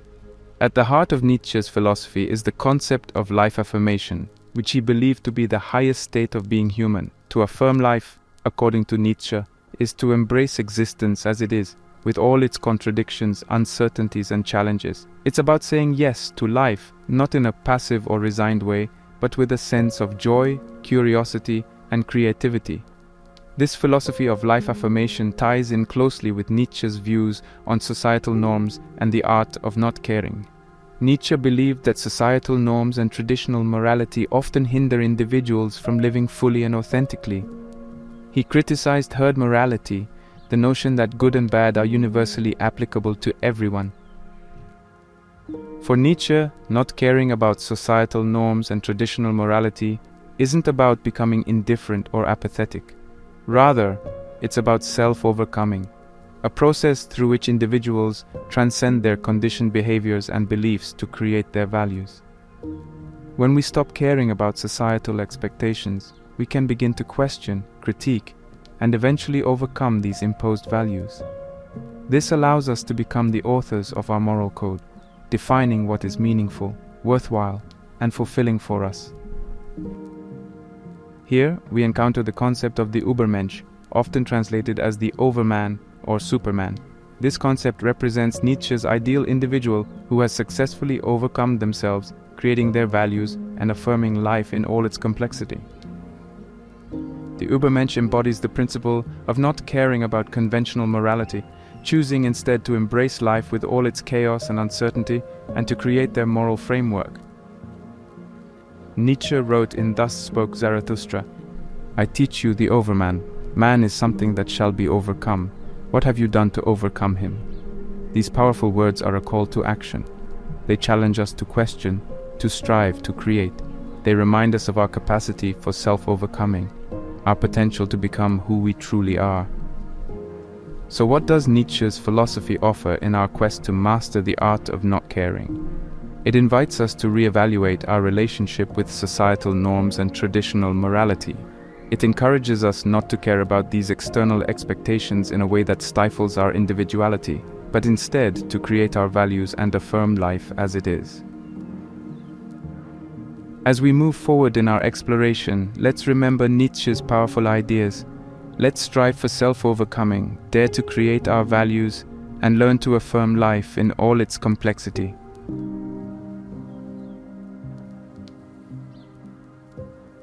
As we continue our philosophical journey, we now find ourselves immersed in the 20th century, in a world still grappling with the aftermath of 2 world wars, a world in which existentialism was born. This philosophical movement, characterized by its emphasis on individuality, freedom, and personal responsibility, offers a fresh perspective on living a happy and fulfilled life. Existentialism, with roots in the works of Søren Kierkegaard and Friedrich Nietzsche, came into its own with philosophers like Jean-Paul Sartre and Albert Camus. Rejecting traditional philosophical categories, existentialism focuses on the individual, the concrete human being, as it grapples with anxiety, freedom, authenticity, and the absurd. At the heart of existentialism is the belief in the primacy of individual existence. As Sartre famously said, existence precedes essence, meaning that we first exist, and it's through our actions, choices, and experiences that we define who we are. This freedom to create ourselves is both empowering and daunting. It places the responsibility for our lives squarely on our shoulders, making us the authors of our destiny. Closely tied to this emphasis on individual freedom is the existentialist view on the absurdity of life. As articulated by Albert Camus in his works, life is inherently devoid of meaning, purpose, or order. It is absurd. This realization can lead to despair, or it can liberate us. By not caring about the absurdity, by accepting it, we are freed from the futile search for external meaning or validation. Instead, we can focus on creating our meaning, carving out our path in the face of the absurd. This theme is beautifully explored in Camus' myth of Sisyphus.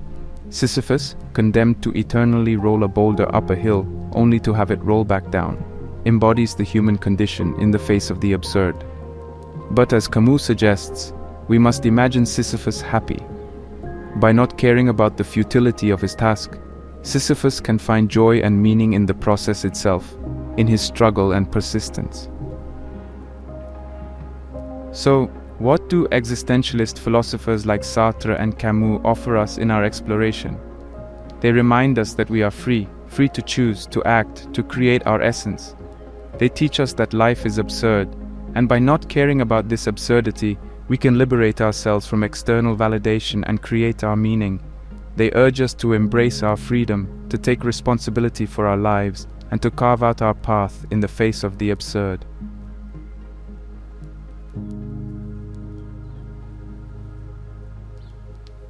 As we've journeyed through the rich tapestry of philosophy, from Stoicism to Buddhism, from Nietzsche to Sartre and Camus, we've delved deep into the theoretical realms of the art of not caring.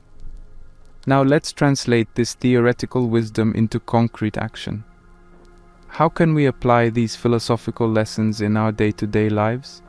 What are some practical steps we can take? First and foremost, we need to identify the things that we truly care about. Reflect on the Stoic principle of the dichotomy of control. Separate the things in your life into those you can control and those you can't. The key is to focus our energies on what we can control, our thoughts, emotions, and actions, and learn to let go of the things outside our control. This simple act can drastically reduce unnecessary stress and anxiety, creating space for more joy, freedom, and fulfillment. This leads to our second point, embracing uncertainty. As Kierkegaard taught us, life is filled with uncertainties, and attempting to control or predict everything is not only futile, but can also lead to discontentment. By embracing uncertainty, by making that leap of faith, we can free ourselves from the fear and anxiety associated with the unknown. We start to see uncertainty as an opportunity for growth and transformation. The third step involves confronting societal expectations. As we learned from Epicurus, Nietzsche, and existentialism, societal norms and expectations can often hinder our authenticity and happiness. Reflect on these pressures in your own life. Do they align with your values and desires, or are they stifling your individuality? Not caring about these societal expectations doesn't mean neglecting your responsibilities or becoming indifferent. Instead, it's about reclaiming your freedom to choose your path, to define your values, to create your essence. The fourth step invites us to sit with the absurdity of life. Drawing on the wisdom of Camus, we can acknowledge the inherent absurdity and embrace it. Instead of searching for external meaning or validation, focus on creating your meaning.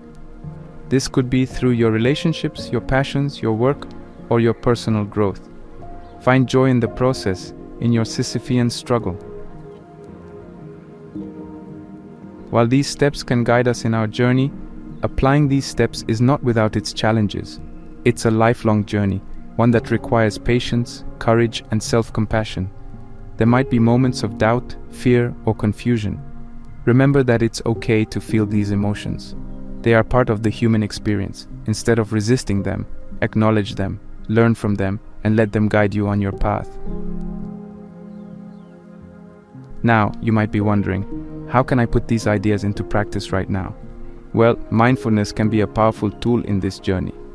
Mindfulness is the practice of being fully present, of paying attention to the here and now without judgment. It allows us to observe our thoughts, emotions, and sensations as they are without getting caught up in them. Try this simple mindfulness technique. Take a few moments each day to sit in silence. Focus on your breath, on the sensation of the air entering and leaving your body. If your mind starts to wander, gently bring it back to your breath. This practice can help you cultivate a sense of presence, acceptance, and non-attachment, key elements in the art of not caring. Remember, not caring isn't about indifference or neglect. It's about discerning what truly matters, about embracing life with all its uncertainties and absurdities, about creating our essence in the face of societal expectations. It's a journey, not a destination, one that requires courage, self-compassion, and a willingness to embrace the fullness of our human experience.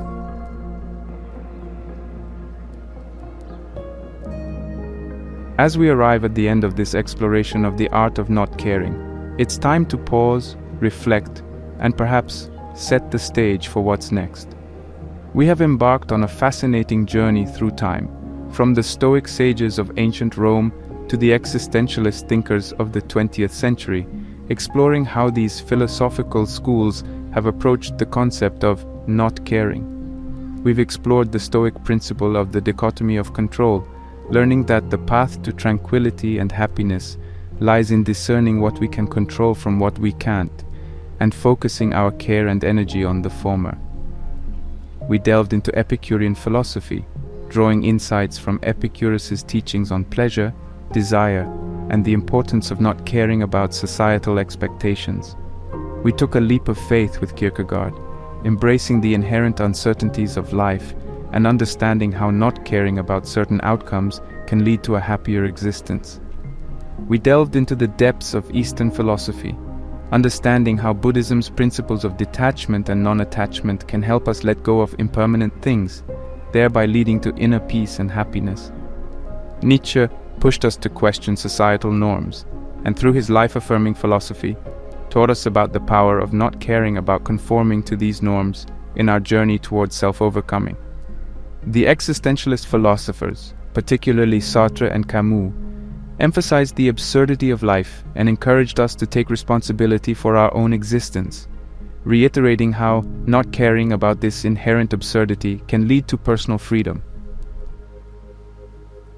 In the final section, we discussed how to apply these philosophical principles in daily life.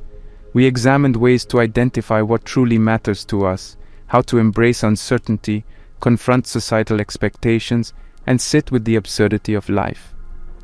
We also covered some potential challenges along the way and discussed a simple mindfulness technique to cultivate presence, acceptance, and non-attachment. However, this exploration is merely the beginning of your journey. The art of not caring is not a destination, but a lifelong practice, a path to follow. It requires patience, courage, and self-compassion. As you continue your exploration, remember to apply these philosophical insights to your own life, to discern what truly matters to you, and to not care about what doesn't serve your highest good. In the grand scheme of life, it's the lessons we learn, the insights we gain, and the people we touch that matter the most. So go forth and explore the art of not caring in your life. See what shifts it brings, what freedom it offers, what happiness it leads to. Remember, the journey towards not caring isn't about becoming indifferent or neglectful. It's about embracing your authenticity, reclaiming your freedom, and carving your path. It's about creating your essence in the face of societal expectations, uncertainties, and the inherent absurdity of life.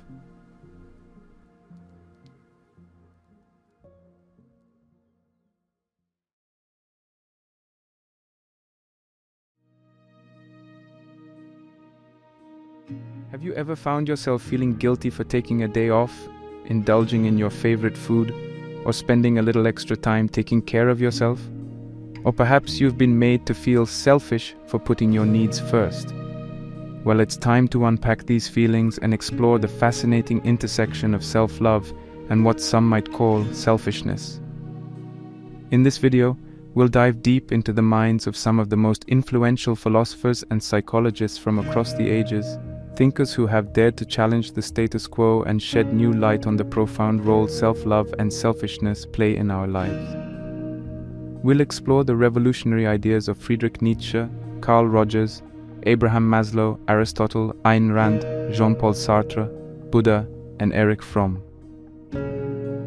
We'll uncover the hidden wisdom in their teachings and apply their insights to our own lives. The world around us constantly sends us mixed signals about self-love and selfishness. On the one hand, we're encouraged to be selfless and considerate, to put others before ourselves. On the other hand, we're told that it's okay to love ourselves, that we should prioritize our own needs. These conflicting messages can leave us feeling confused and guilty, unsure about how to strike the right balance. And that's where the importance of today's topic comes into play, both in our personal and professional lives. By developing a better understanding of self-love and selfishness, we can lead healthier, more balanced lives. We can learn to set boundaries, to make time for ourselves, and to appreciate who we are, with all our strengths and weaknesses. And we can do this without feeling guilty or being perceived as selfish. Personally, I used to struggle with these very concepts. There were times when I would deprive myself of rest, fun, and even health, just to avoid being seen as selfish. I would bend over backwards to accommodate others, often at the expense of my own well-being. It wasn't until I started studying philosophy and psychology that I began to realize the value of self-love and the necessity of a certain type of selfishness. These insights didn't just transform my personal life, they also had a profound impact on my professional life, leading to greater satisfaction and success. So, whether you're here out of curiosity in search of personal growth, or to gain insights that can boost your professional success, I believe this series has something valuable to offer you. Together, we'll challenge popular misconceptions, explore new perspectives, and embark on a journey towards a better understanding of ourselves and our place in the world. When we talk about self-love, we're not simply talking about pampering yourself with a spa day or treating yourself to a fancy meal. Though these acts can certainly be part of it, rather, self-love is a much deeper and more profound concept. It's about accepting ourselves in our entirety, with all our virtues, flaws, and everything in between. It's about acknowledging our intrinsic worth and treating ourselves with kindness and respect. Self-love is not about perfection. It's about acceptance. It's about understanding that we are works in progress and that it's okay to make mistakes. It's about giving ourselves the same compassion, understanding, and patience that we often extend to others. Self-love is not vanity or arrogance. It's about recognizing our humanity, our unique blend of strengths and weaknesses, and valuing ourselves for who we are. Self-love also involves taking care of our physical, emotional, and mental well-being. It's about making time for self-care, setting boundaries, pursuing our interests, and prioritizing our needs. It's about nourishing our bodies, stimulating our minds, and nurturing our souls. So, how does this connect with selfishness? This brings us to our next term. The term selfishness often carries negative connotations. It's typically used to describe someone who puts their interests above those of others, often to the point of causing harm or neglecting the needs of others. However, as with many concepts, there's more than one side to this story. In the context of our discussion, when we refer to selfishness, we're not talking about this harmful, neglectful behavior. Instead, we're referring to a healthier, more constructive form of selfishness, one that involves asserting our needs and making decisions that benefit our well-being, even if they may not always align with the expectations of others. This is the kind of selfishness that allows us to say no when we're overburdened, to pursue our passions even if they don't align with societal norms, and to prioritize self-care even when it may seem indulgent. It's the kind of selfishness that respects the needs of others, but acknowledges that we too have needs that are equally important. The relationship between self-love and selfishness might seem a bit complicated, but the two are closely intertwined. You see, in order to truly love ourselves, we must be somewhat selfish. We must be willing to prioritize our needs, to set boundaries, and to make choices that foster our well-being and happiness. And to be constructively selfish, we must first recognize our inherent worth, which in turn requires self-love. In essence, self-love and a healthy level of selfishness go hand in hand. They are two sides of the same coin, both crucial for our personal growth and well-being. This dynamic interplay between self-love and selfishness is what allows us to navigate life with resilience, confidence, and inner peace. But how did such concepts emerge? How have they evolved over time? And how do they fit into the grand tapestry of philosophical and psychological thought? As we journey through this video, we'll delve into these questions and more, exploring the fascinating perspectives of various philosophers and psychologists and uncovering the profound insights they offer. Remember, the goal here is not to encourage selfishness in the negative sense, disregarding others and causing harm. Instead, we hope to illuminate the path to a balanced, healthy sense of self, where you can assert your needs, value your worth, and still respect and care for those around you.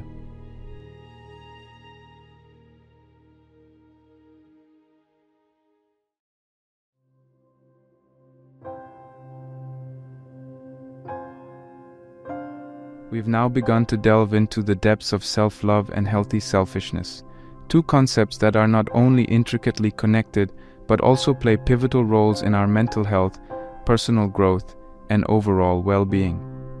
Understanding why self-love is crucial to mental health takes us into the realm of neuroscience, psychology, and human behavior. For decades, psychologists and researchers have pointed out the direct link between the way we perceive ourselves and the state of our mental health. Let's visualize our minds as gardens. Now, a garden filled with love, positivity, and care is likely to flourish, right? Similarly, when our minds are imbued with self-love, they too can flourish. Self-love acts like a natural defense mechanism against the thorns of self-doubt, self-criticism, and negative self-talk, elements that can poison our mental garden, leading to anxiety, depression, and other mental health issues. When we practice self-love, we validate our own emotions and experiences. We tell ourselves that it's okay to feel the way we do, that our feelings are important. This validation can prevent emotional repression, a factor often linked with psychological distress. Self-love also equips us with the confidence to face life's challenges head-on. Instead of crumbling under pressure or succumbing to stress, we can stand tall, secure in the knowledge that we are capable and deserving of overcoming these hurdles. This resilience is fundamental for maintaining mental health and coping with life's ups and downs. But how does healthy selfishness fit into this picture? Well, if self-love is the soil in which our mental garden thrives, then healthy selfishness is the act of tending to that garden, ensuring it gets the nourishment it needs. Healthy selfishness is about acknowledging our needs and taking steps to meet them. It's about carving out time for ourselves amidst our busy schedules, prioritizing our well-being and not being afraid to set boundaries. This act of placing importance on our needs encourages personal growth by allowing us to understand ourselves better, hone our skills, and pursue our interests. Moreover, it's through healthy selfishness that we learn the value of saying no, overcommitting, people-pleasing, and overextending ourselves. These are traps that many of us fall into, often at the cost of our own mental and emotional well-being. learning to say no to things that drain us, is an act of healthy selfishness, a crucial step in personal growth. When we combine self-love and healthy selfishness, they form a potent synergy that paves the way for a balanced, content, and fulfilling life. They allow us to maintain mental harmony, grow as individuals, and navigate life's journey with self-assuredness and resilience. By loving ourselves, we lay the foundation of our mental garden, making it fertile ground for positive thoughts, self-esteem, and resilience. With healthy selfishness, we nurture this garden, ensuring it gets the care, attention, and nourishment it needs to flourish. Together, these concepts guide us towards a life where we can stand tall, not swayed by the winds of external validation or approval, but firmly rooted in self-love and self-appreciation. They lead us to a place where we can strike a balance, honoring our own needs while respecting those of others. As we journey on, we'll continue to unearth the wisdom embedded in these concepts, guided by the profound insights of philosophers and psychologists who have illuminated the path to self-love and healthy selfishness. In their teachings, we will discover not just theoretical knowledge, but practical, applicable wisdom that can transform our lives. So let's step forward on this path, curious, open, and ready to learn.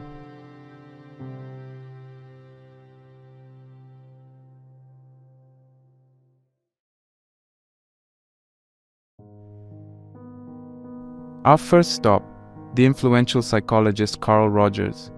Known as one of the founding figures of humanistic psychology, Rogers' theories have left an indelible mark on the field. Let's delve into his world and uncover his perspective on self-love. Carl Rogers, born in 1902, was a pioneer in his field. His focus on individual human experience and self-actualization was transformative and challenged the dominant psychoanalytic and behaviorist perspectives of his time. Rogers' approach was person-centered, emphasizing the innate goodness and potential for growth in every individual. His work, rich in compassion and empathy, has left a lasting legacy in psychology, counseling, and psychotherapy. Rogers believed that for a person to achieve a state of self-actualization, the highest level of psychological development, where one realizes their full potential, they need to experience unconditional positive regard. This term, coined by Rogers himself, refers to the total acceptance and love of oneself, regardless of behavior or circumstances.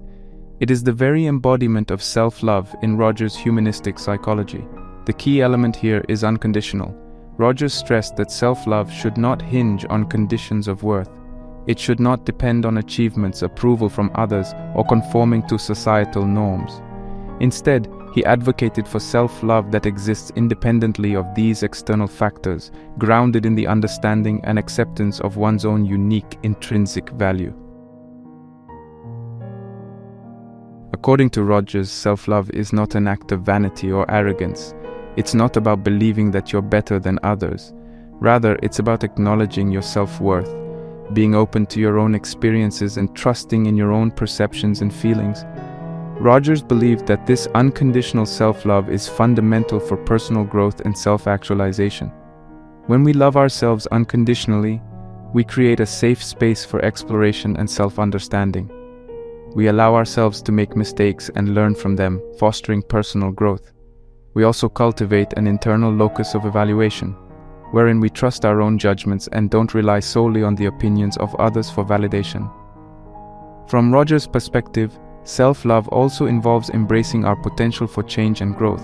It's about recognizing that we are not static beings, but rather, we are continually evolving. Self-love, in this sense, means not only accepting who we are in the present moment, but also embracing who we can become. Moreover, Rogers' therapeutic approach was rooted in the belief that a therapist's role was to provide an environment of unconditional positive regard, empathy, and genuineness to foster self-love and growth in their clients. He proposed that when individuals are exposed to such an environment, they naturally move toward greater self-understanding, self-acceptance, and self-actualization. This illustrates Rogers' belief in the transformative power of self-love. Rogers' perspective on self-love not only revolutionized therapeutic practices, but also deeply resonates with our discussion. His ideas offer a fresh perspective, inviting us to embrace unconditional self-love and to see it as a gateway to personal growth and self-actualization.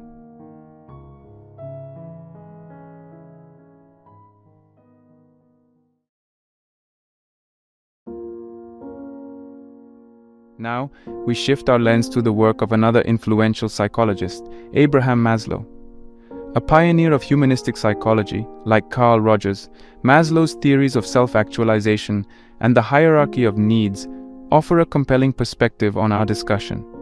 Born in 1908, Abraham Maslow was a prominent American psychologist who left a significant impact on the field with his humanistic approach.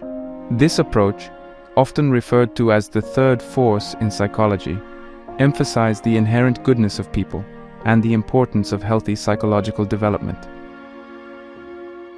Maslow is perhaps best known for his theory of the hierarchy of needs, a model that continues to inform various fields, from psychology and education to business and marketing. At the heart of Maslow's work is the concept of self-actualization, which he placed at the pinnacle of his hierarchy of needs. Maslow described self-actualization as the ongoing process of realizing and fulfilling one's potential. This concept is closely related to our discussion of self-love and healthy selfishness, as it encapsulates the idea of personal growth and self-improvement. Maslow's hierarchy of needs is a pyramid, with physiological needs such as food and water at the base, and self-actualization at the top. According to Maslow, one must satisfy lower-level needs before they can pursue higher-level ones. Thus, before one can seek self-actualization, they must first fulfill their needs for safety, love and belonging, and esteem. This theory provides a fascinating lens through which we can view self-love and selfishness. Self-love in the context of Maslow's hierarchy can be seen as an essential element in satisfying these various needs. By practicing self-love, we acknowledge and attend to our needs from the physiological to the psychological. This act of self-care, which could be construed as a form of healthy selfishness, is a necessary step in the pursuit of self-actualization. Maslow also emphasized the importance of self-esteem in the hierarchy, underscoring the role of self-love and respect in personal growth. He proposed that individuals need to experience self-respect and the respect of others to progress up the hierarchy. Self-love plays a vital role here, as it forms the basis of self-esteem and self-respect. Furthermore, the pursuit of self-actualization itself can be viewed as an act of healthy selfishness.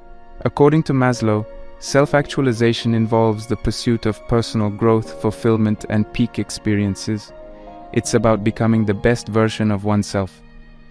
This pursuit, while arguably a form of selfishness, is a positive and healthy one, as it promotes personal development and fulfillment. By focusing on personal growth and the satisfaction of one's own needs, Maslow's theory gives a nod to the importance of a certain degree of selfishness in leading a fulfilling life. Yet, it's important to note that for Maslow, self-actualization also involved transcendence, giving to others, and recognizing a connection with the broader human community.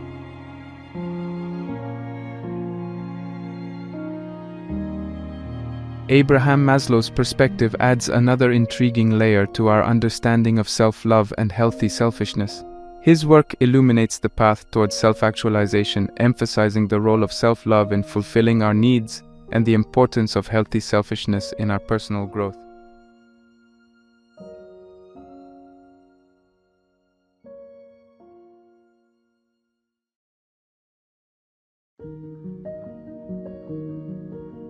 Venturing into the realm of ancient wisdom, we now turn our gaze towards one of the most influential philosophers in history, Aristotle. His comprehensive work, covering areas from metaphysics to ethics and politics, has shaped centuries of thought and still holds valuable insights for our discussion on self-love and healthy selfishness. Aristotle, born in 384 BC, was a student of Plato and later became the tutor of Alexander the Great. He founded the Lyceum, a school in Athens, where he conducted courses at the school for over a decade. His work has profoundly influenced Western philosophy, serving as the foundation for many later philosophical theories and practices.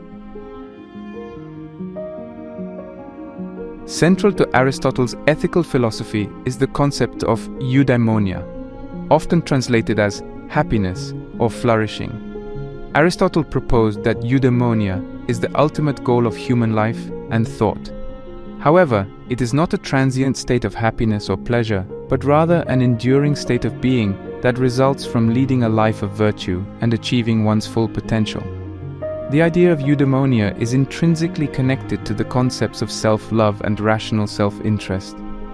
Aristotle argued that self-love is not merely acceptable, but necessary for eudaimonia. To him, self-love was not a narcissistic endeavor, but rather it meant wishing for and working towards what is genuinely good for oneself. Aristotle's conception of self-love ties closely to his idea of rational self-interest. He proposed that by nature, we are rational beings who desire to realize our highest potential.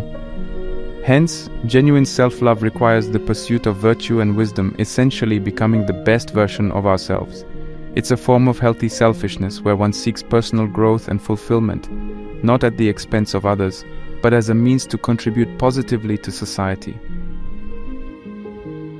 To comprehend how Aristotle's teachings apply to real life, let's delve into some practical implications. Suppose you're a musician, for instance. Embracing self-love, in the Aristotelian sense, would mean dedicating yourself to honing your craft, understanding and expressing your unique artistic voice, and reaching your highest potential. It's about recognizing your passion and potential, and using it to contribute to the world in your own unique way. Or consider a scenario where you're faced with a choice between pursuing a high-paying job that you don't enjoy or a lower-paying job that aligns with your passions. Following Aristotle's philosophy, the act of self-love would involve choosing the path that genuinely fulfills you and allows you to realize your potential, even if it may seem more challenging or less lucrative. These examples capture the essence of Aristotle's eudaimonia, a life of fulfillment achieved through the pursuit of virtue and personal excellence. In this regard, self-love and a certain degree of selfishness are not only desirable, but also essential. They drive us towards self-improvement and realization of our potential, contributing to our individual flourishing, and by extension, the betterment of our communities. Aristotle's wisdom illuminates a new dimension in our exploration of self-love and healthy selfishness, reinforcing the notion that these concepts are not contradictory but complementary facets of a fulfilling life. His philosophy invites us to reflect on our potential, our passions, and the choices we make, emphasizing the importance of virtuous self-love and rational self-interest in our quest for eudaimonia.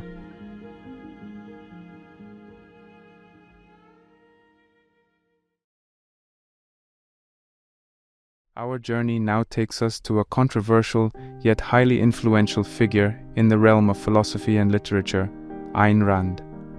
Born in 1905 in Russia, Rand emigrated to the United States in the 1920s, where she developed her philosophical system known as objectivism, which is encapsulated in her novels like The Fountainhead and Atlas Shrugged. Rand's philosophy espouses a form of ethical egoism that she described as the virtue of selfishness, providing a distinctive perspective on our exploration of self-love and healthy selfishness. Ayn Rand's philosophy, objectivism, promotes the pursuit of one's own happiness as the highest moral aim. She advocated for a form of rational selfishness, where an individual's own life and happiness are their ultimate values. Objectivism maintains that each individual has a moral obligation to pursue their self-interest, reject altruism, and uphold individual rights. In her book, The Virtue of Selfishness, Rand explains that her concept of selfishness is not a disregard for others, but an unwillingness to sacrifice oneself for others. It's worth noting that Rand's notion of rational selfishness doesn't promote harm or exploitation of others. Instead, it's about living in a way that is true to oneself, that upholds one's values and ambitions, and ultimately leads to personal fulfillment. According to Rand, one's self-interest must be determined by the use of reason, avoiding the trap of instant gratification or short-term benefits at the expense of long-term well-being. To better understand Rand's perspective, let's dissect her view of rational selfishness. The term rational is crucial here. Rand's selfishness isn't about pursuing whims or momentary desires, but rather about actions based on reasoned and long-term self-interest. Rand argues that a truly selfish person would never harm others, lie, or steal because such actions would not be in their rational self-interest. It erodes trust, ruins relationships, and ultimately disrupts one's life. Furthermore, Rand's concept of selfishness involves a deep sense of self-respect and self-esteem. Similar to the way Aristotle discussed self-love, Rand's selfishness is about respecting oneself, honoring one's values, and pursuing personal growth and fulfillment. Rand posits that this kind of rational selfishness is actually a prerequisite for a just society. If each individual is focused on their rational self-interest and respects the equal rights of others to do the same, this would lead to a society where cooperation and mutual respect flourish. According to Rand, a world where everyone practices rational selfishness is a world of independent, fulfilled individuals, living harmoniously with respect for each other's rights. In our exploration of self-love and healthy selfishness, Ayn Rand presents a provocative perspective. Her advocacy for rational selfishness challenges conventional norms, pushing us to reevaluate our understanding of selfishness and its role in our lives. It's a stark reminder of the importance of living in alignment with our values, upholding our self-interest, and recognizing the fundamental role this plays in our overall well-being and happiness. While some may see her philosophy as too radical or dismiss it as a cold-hearted endorsement of egocentrism, there's no denying the value in acknowledging and embracing our self-interest. By doing so, we not only move towards our personal fulfillment, but also contribute to a more honest, transparent, and ultimately harmonious society.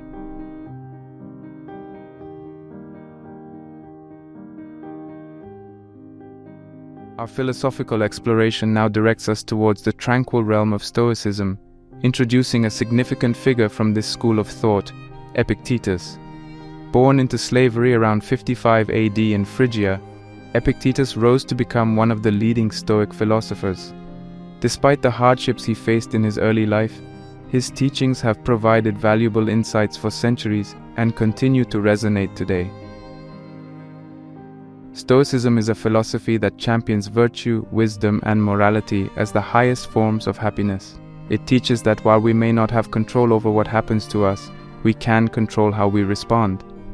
Stoic philosophy advocates for a calm acceptance of fate and circumstances while focusing on bettering ourselves through rationality, self-discipline, and virtue. Epictetus, as a prominent Stoic philosopher, is best known for his teachings on self-control and inner freedom. His works, particularly the Discourses and the Enchiridion, outline these principles in depth. According to Epictetus, we must recognize the difference between what's within our control, our thoughts, attitudes, and reactions, and what's not, external events, other people's actions, or opinions. This understanding forms the bedrock of his philosophy and the broader Stoic thought. Self-control, in the Epictetan sense, doesn't merely mean resisting temptations or impulsive actions. Instead, it's about controlling our reactions and emotions in response to external events. It's about understanding that our inner state, our peace, is not dictated by what happens to us, but by how we choose to respond. This perspective aligns strongly with self-love as it encourages us to take care of our mental and emotional health and uphold our inner peace. Stoicism gives great importance to self-care, emphasizing the need to maintain tranquility, emotional resilience, and moral integrity. Contrary to popular belief, self-care in Stoicism doesn't revolve around indulgence or physical relaxation alone.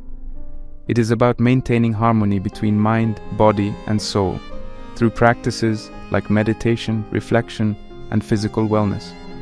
It also involves nurturing our rationality, managing our emotions, and fostering virtue, all of which are inherently linked to self-love and rational self-interest. The teachings of Epictetus and Stoic philosophy echo the concepts of self-love and rational self-interest in profound ways. He urges us to prioritize our inner peace, foster rational thinking, and uphold our moral virtues, all forms of self-love and self-interest. But perhaps the most crucial overlap lies in the idea of maintaining self-control and inner freedom. This practice underscores the need for self-respect, self-awareness, and taking responsibility for our emotional well-being, essential components of self-love and rational self-interest. Implementing Epictetus's teachings into our daily lives can have profound effects. Suppose you find yourself stressed about a project at work. Instead of letting the anxiety consume you, apply Epictetus's principle of recognizing what's within your control. You can't control the project's outcome, but you can control how much effort you put in, how you manage your time, and how you react to stress. Or, if you're struggling with self-esteem, reminding yourself of Epictetus's teachings on inner freedom can be helpful. Realize that your worth isn't defined by external opinions or events, but by your virtues, your actions, and your inner peace.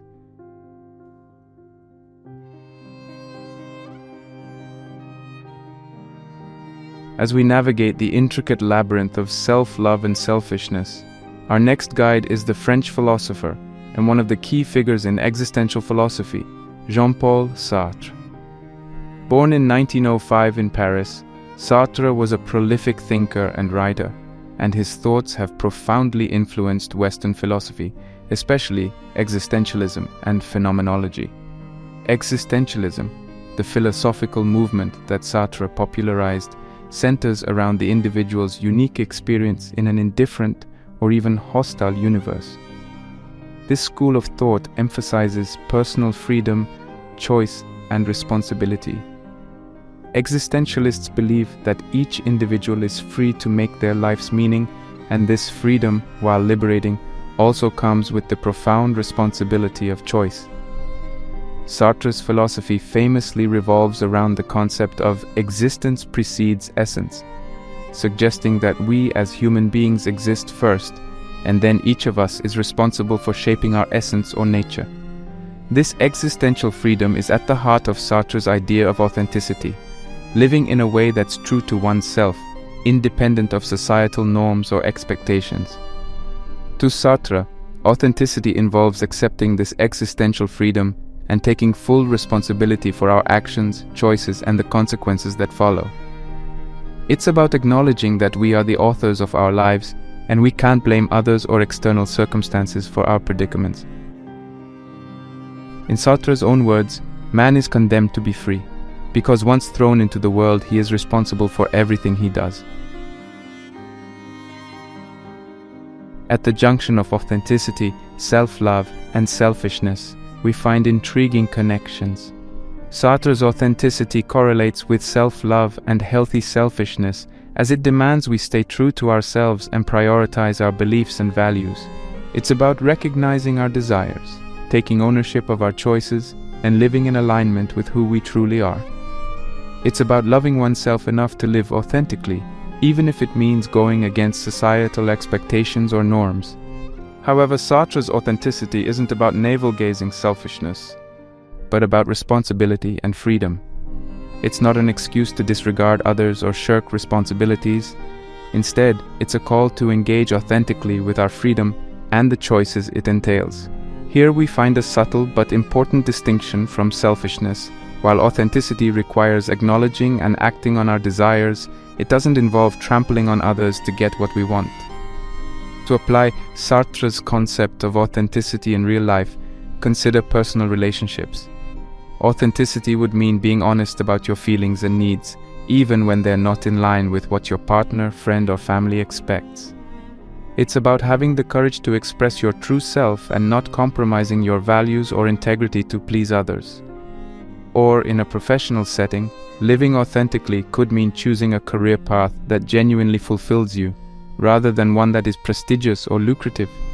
It's about acknowledging your passions and aspirations, and taking responsibility for the choices that align with them.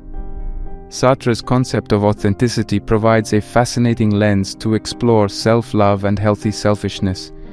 His existential philosophy urges us to embrace our freedom, take responsibility for our lives, and dare to live authentically, enriching our understanding of self-love and selfishness.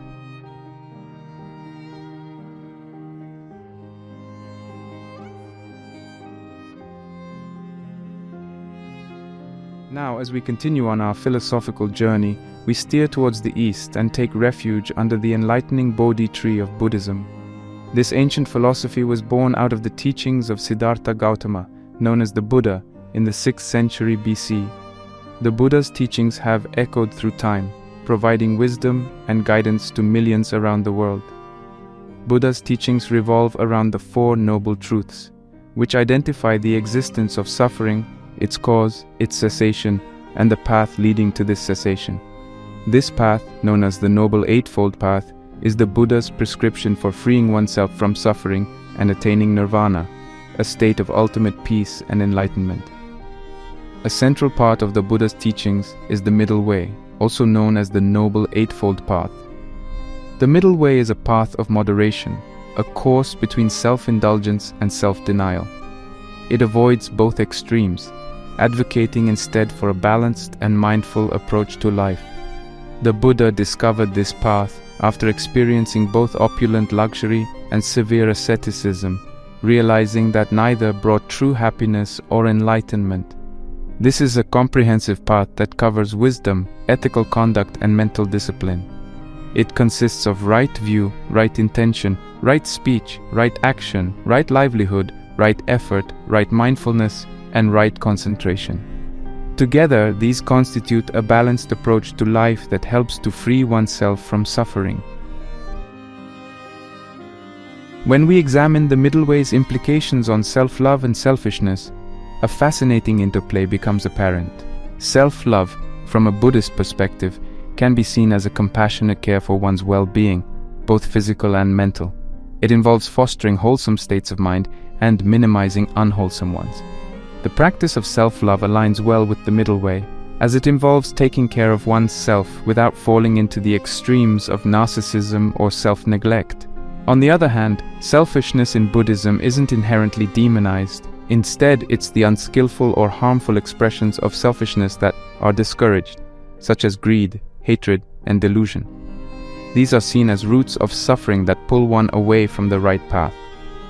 However, a healthy sense of selfishness, like caring for one's well-being, is important in Buddhism, as it helps cultivate self-love and compassion, which are crucial in walking the middle way. Let's consider the practice of meditation, a fundamental part of Buddhist practice. Meditation can be seen as an act of self-love and healthy selfishness. It's a time you dedicate entirely to yourself, focusing inward and cultivating a tranquil and mindful state of mind. This practice aligns perfectly with the middle way, nurturing balance and avoiding extremes, like excessive outward focus or complete detachment. In a real-world context, the middle way can guide us to balance our personal and professional lives, taking care of our needs without neglecting our responsibilities towards others. It can inspire us to live healthily, neither indulging excessively in sensual pleasures nor denying ourselves joy and comfort. It teaches us to approach life with equanimity, understanding, and compassion, not just for others, but also for ourselves. The Buddha's middle way provides a compelling perspective on the delicate balance between self-love and selfishness. It encourages us to cultivate self-love and a healthy sense of self-interest without swinging to the extremes of self-indulgence or self-denial.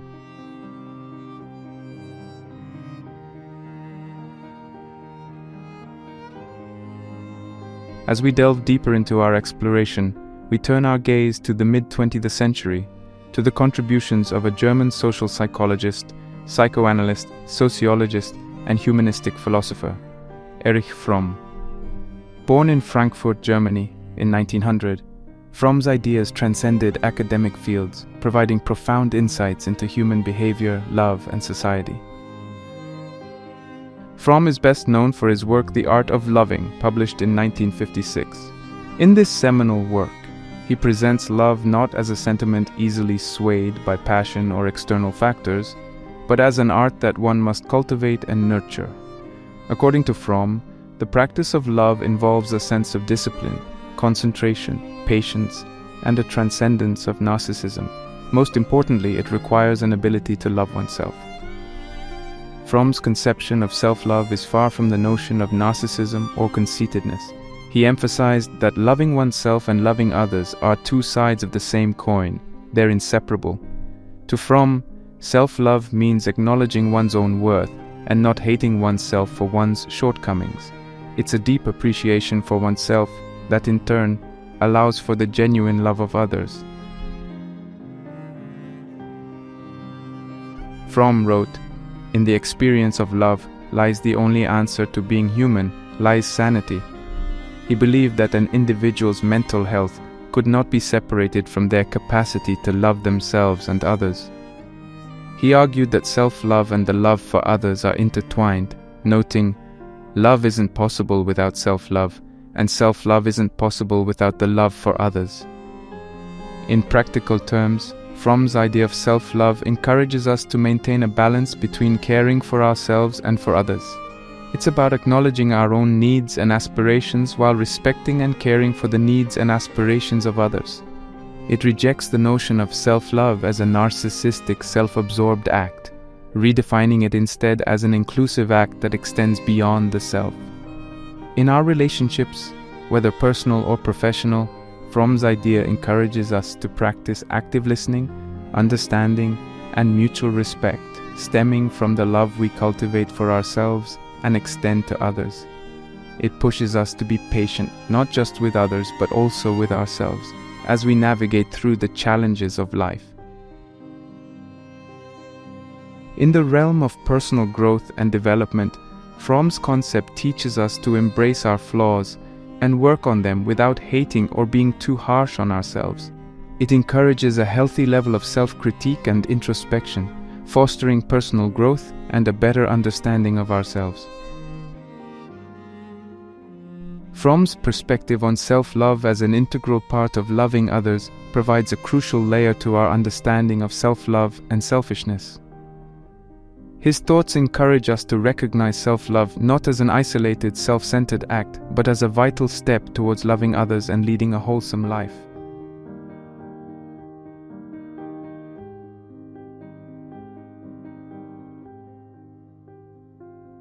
As we journey through the different philosophies and psychological perspectives on self-love and selfishness, we find ourselves in a mosaic of ideas, each unique, yet sharing common threads. Comparing and contrasting these perspectives helps us appreciate their depth and diversity and guides us in integrating these principles into our daily lives. Starting with Carl Rogers, we saw that self-love is intrinsically tied to the concept of self-actualization.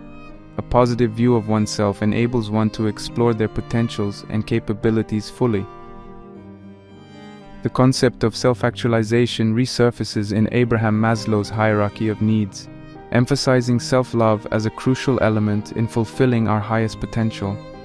Aristotle's eudaimonia echoes similar sentiments, with the pursuit of happiness through self-realization and the achievement of personal excellence. On the other hand, Ayn Rand's objectivism introduces the idea of rational selfishness, arguing that pursuing one's self-interest when done rationally is the highest moral purpose. This contrasts with the Stoic perspective, represented by Epictetus, that advocates for self-control and inner freedom, seeking tranquility and virtue rather than immediate self-gratification.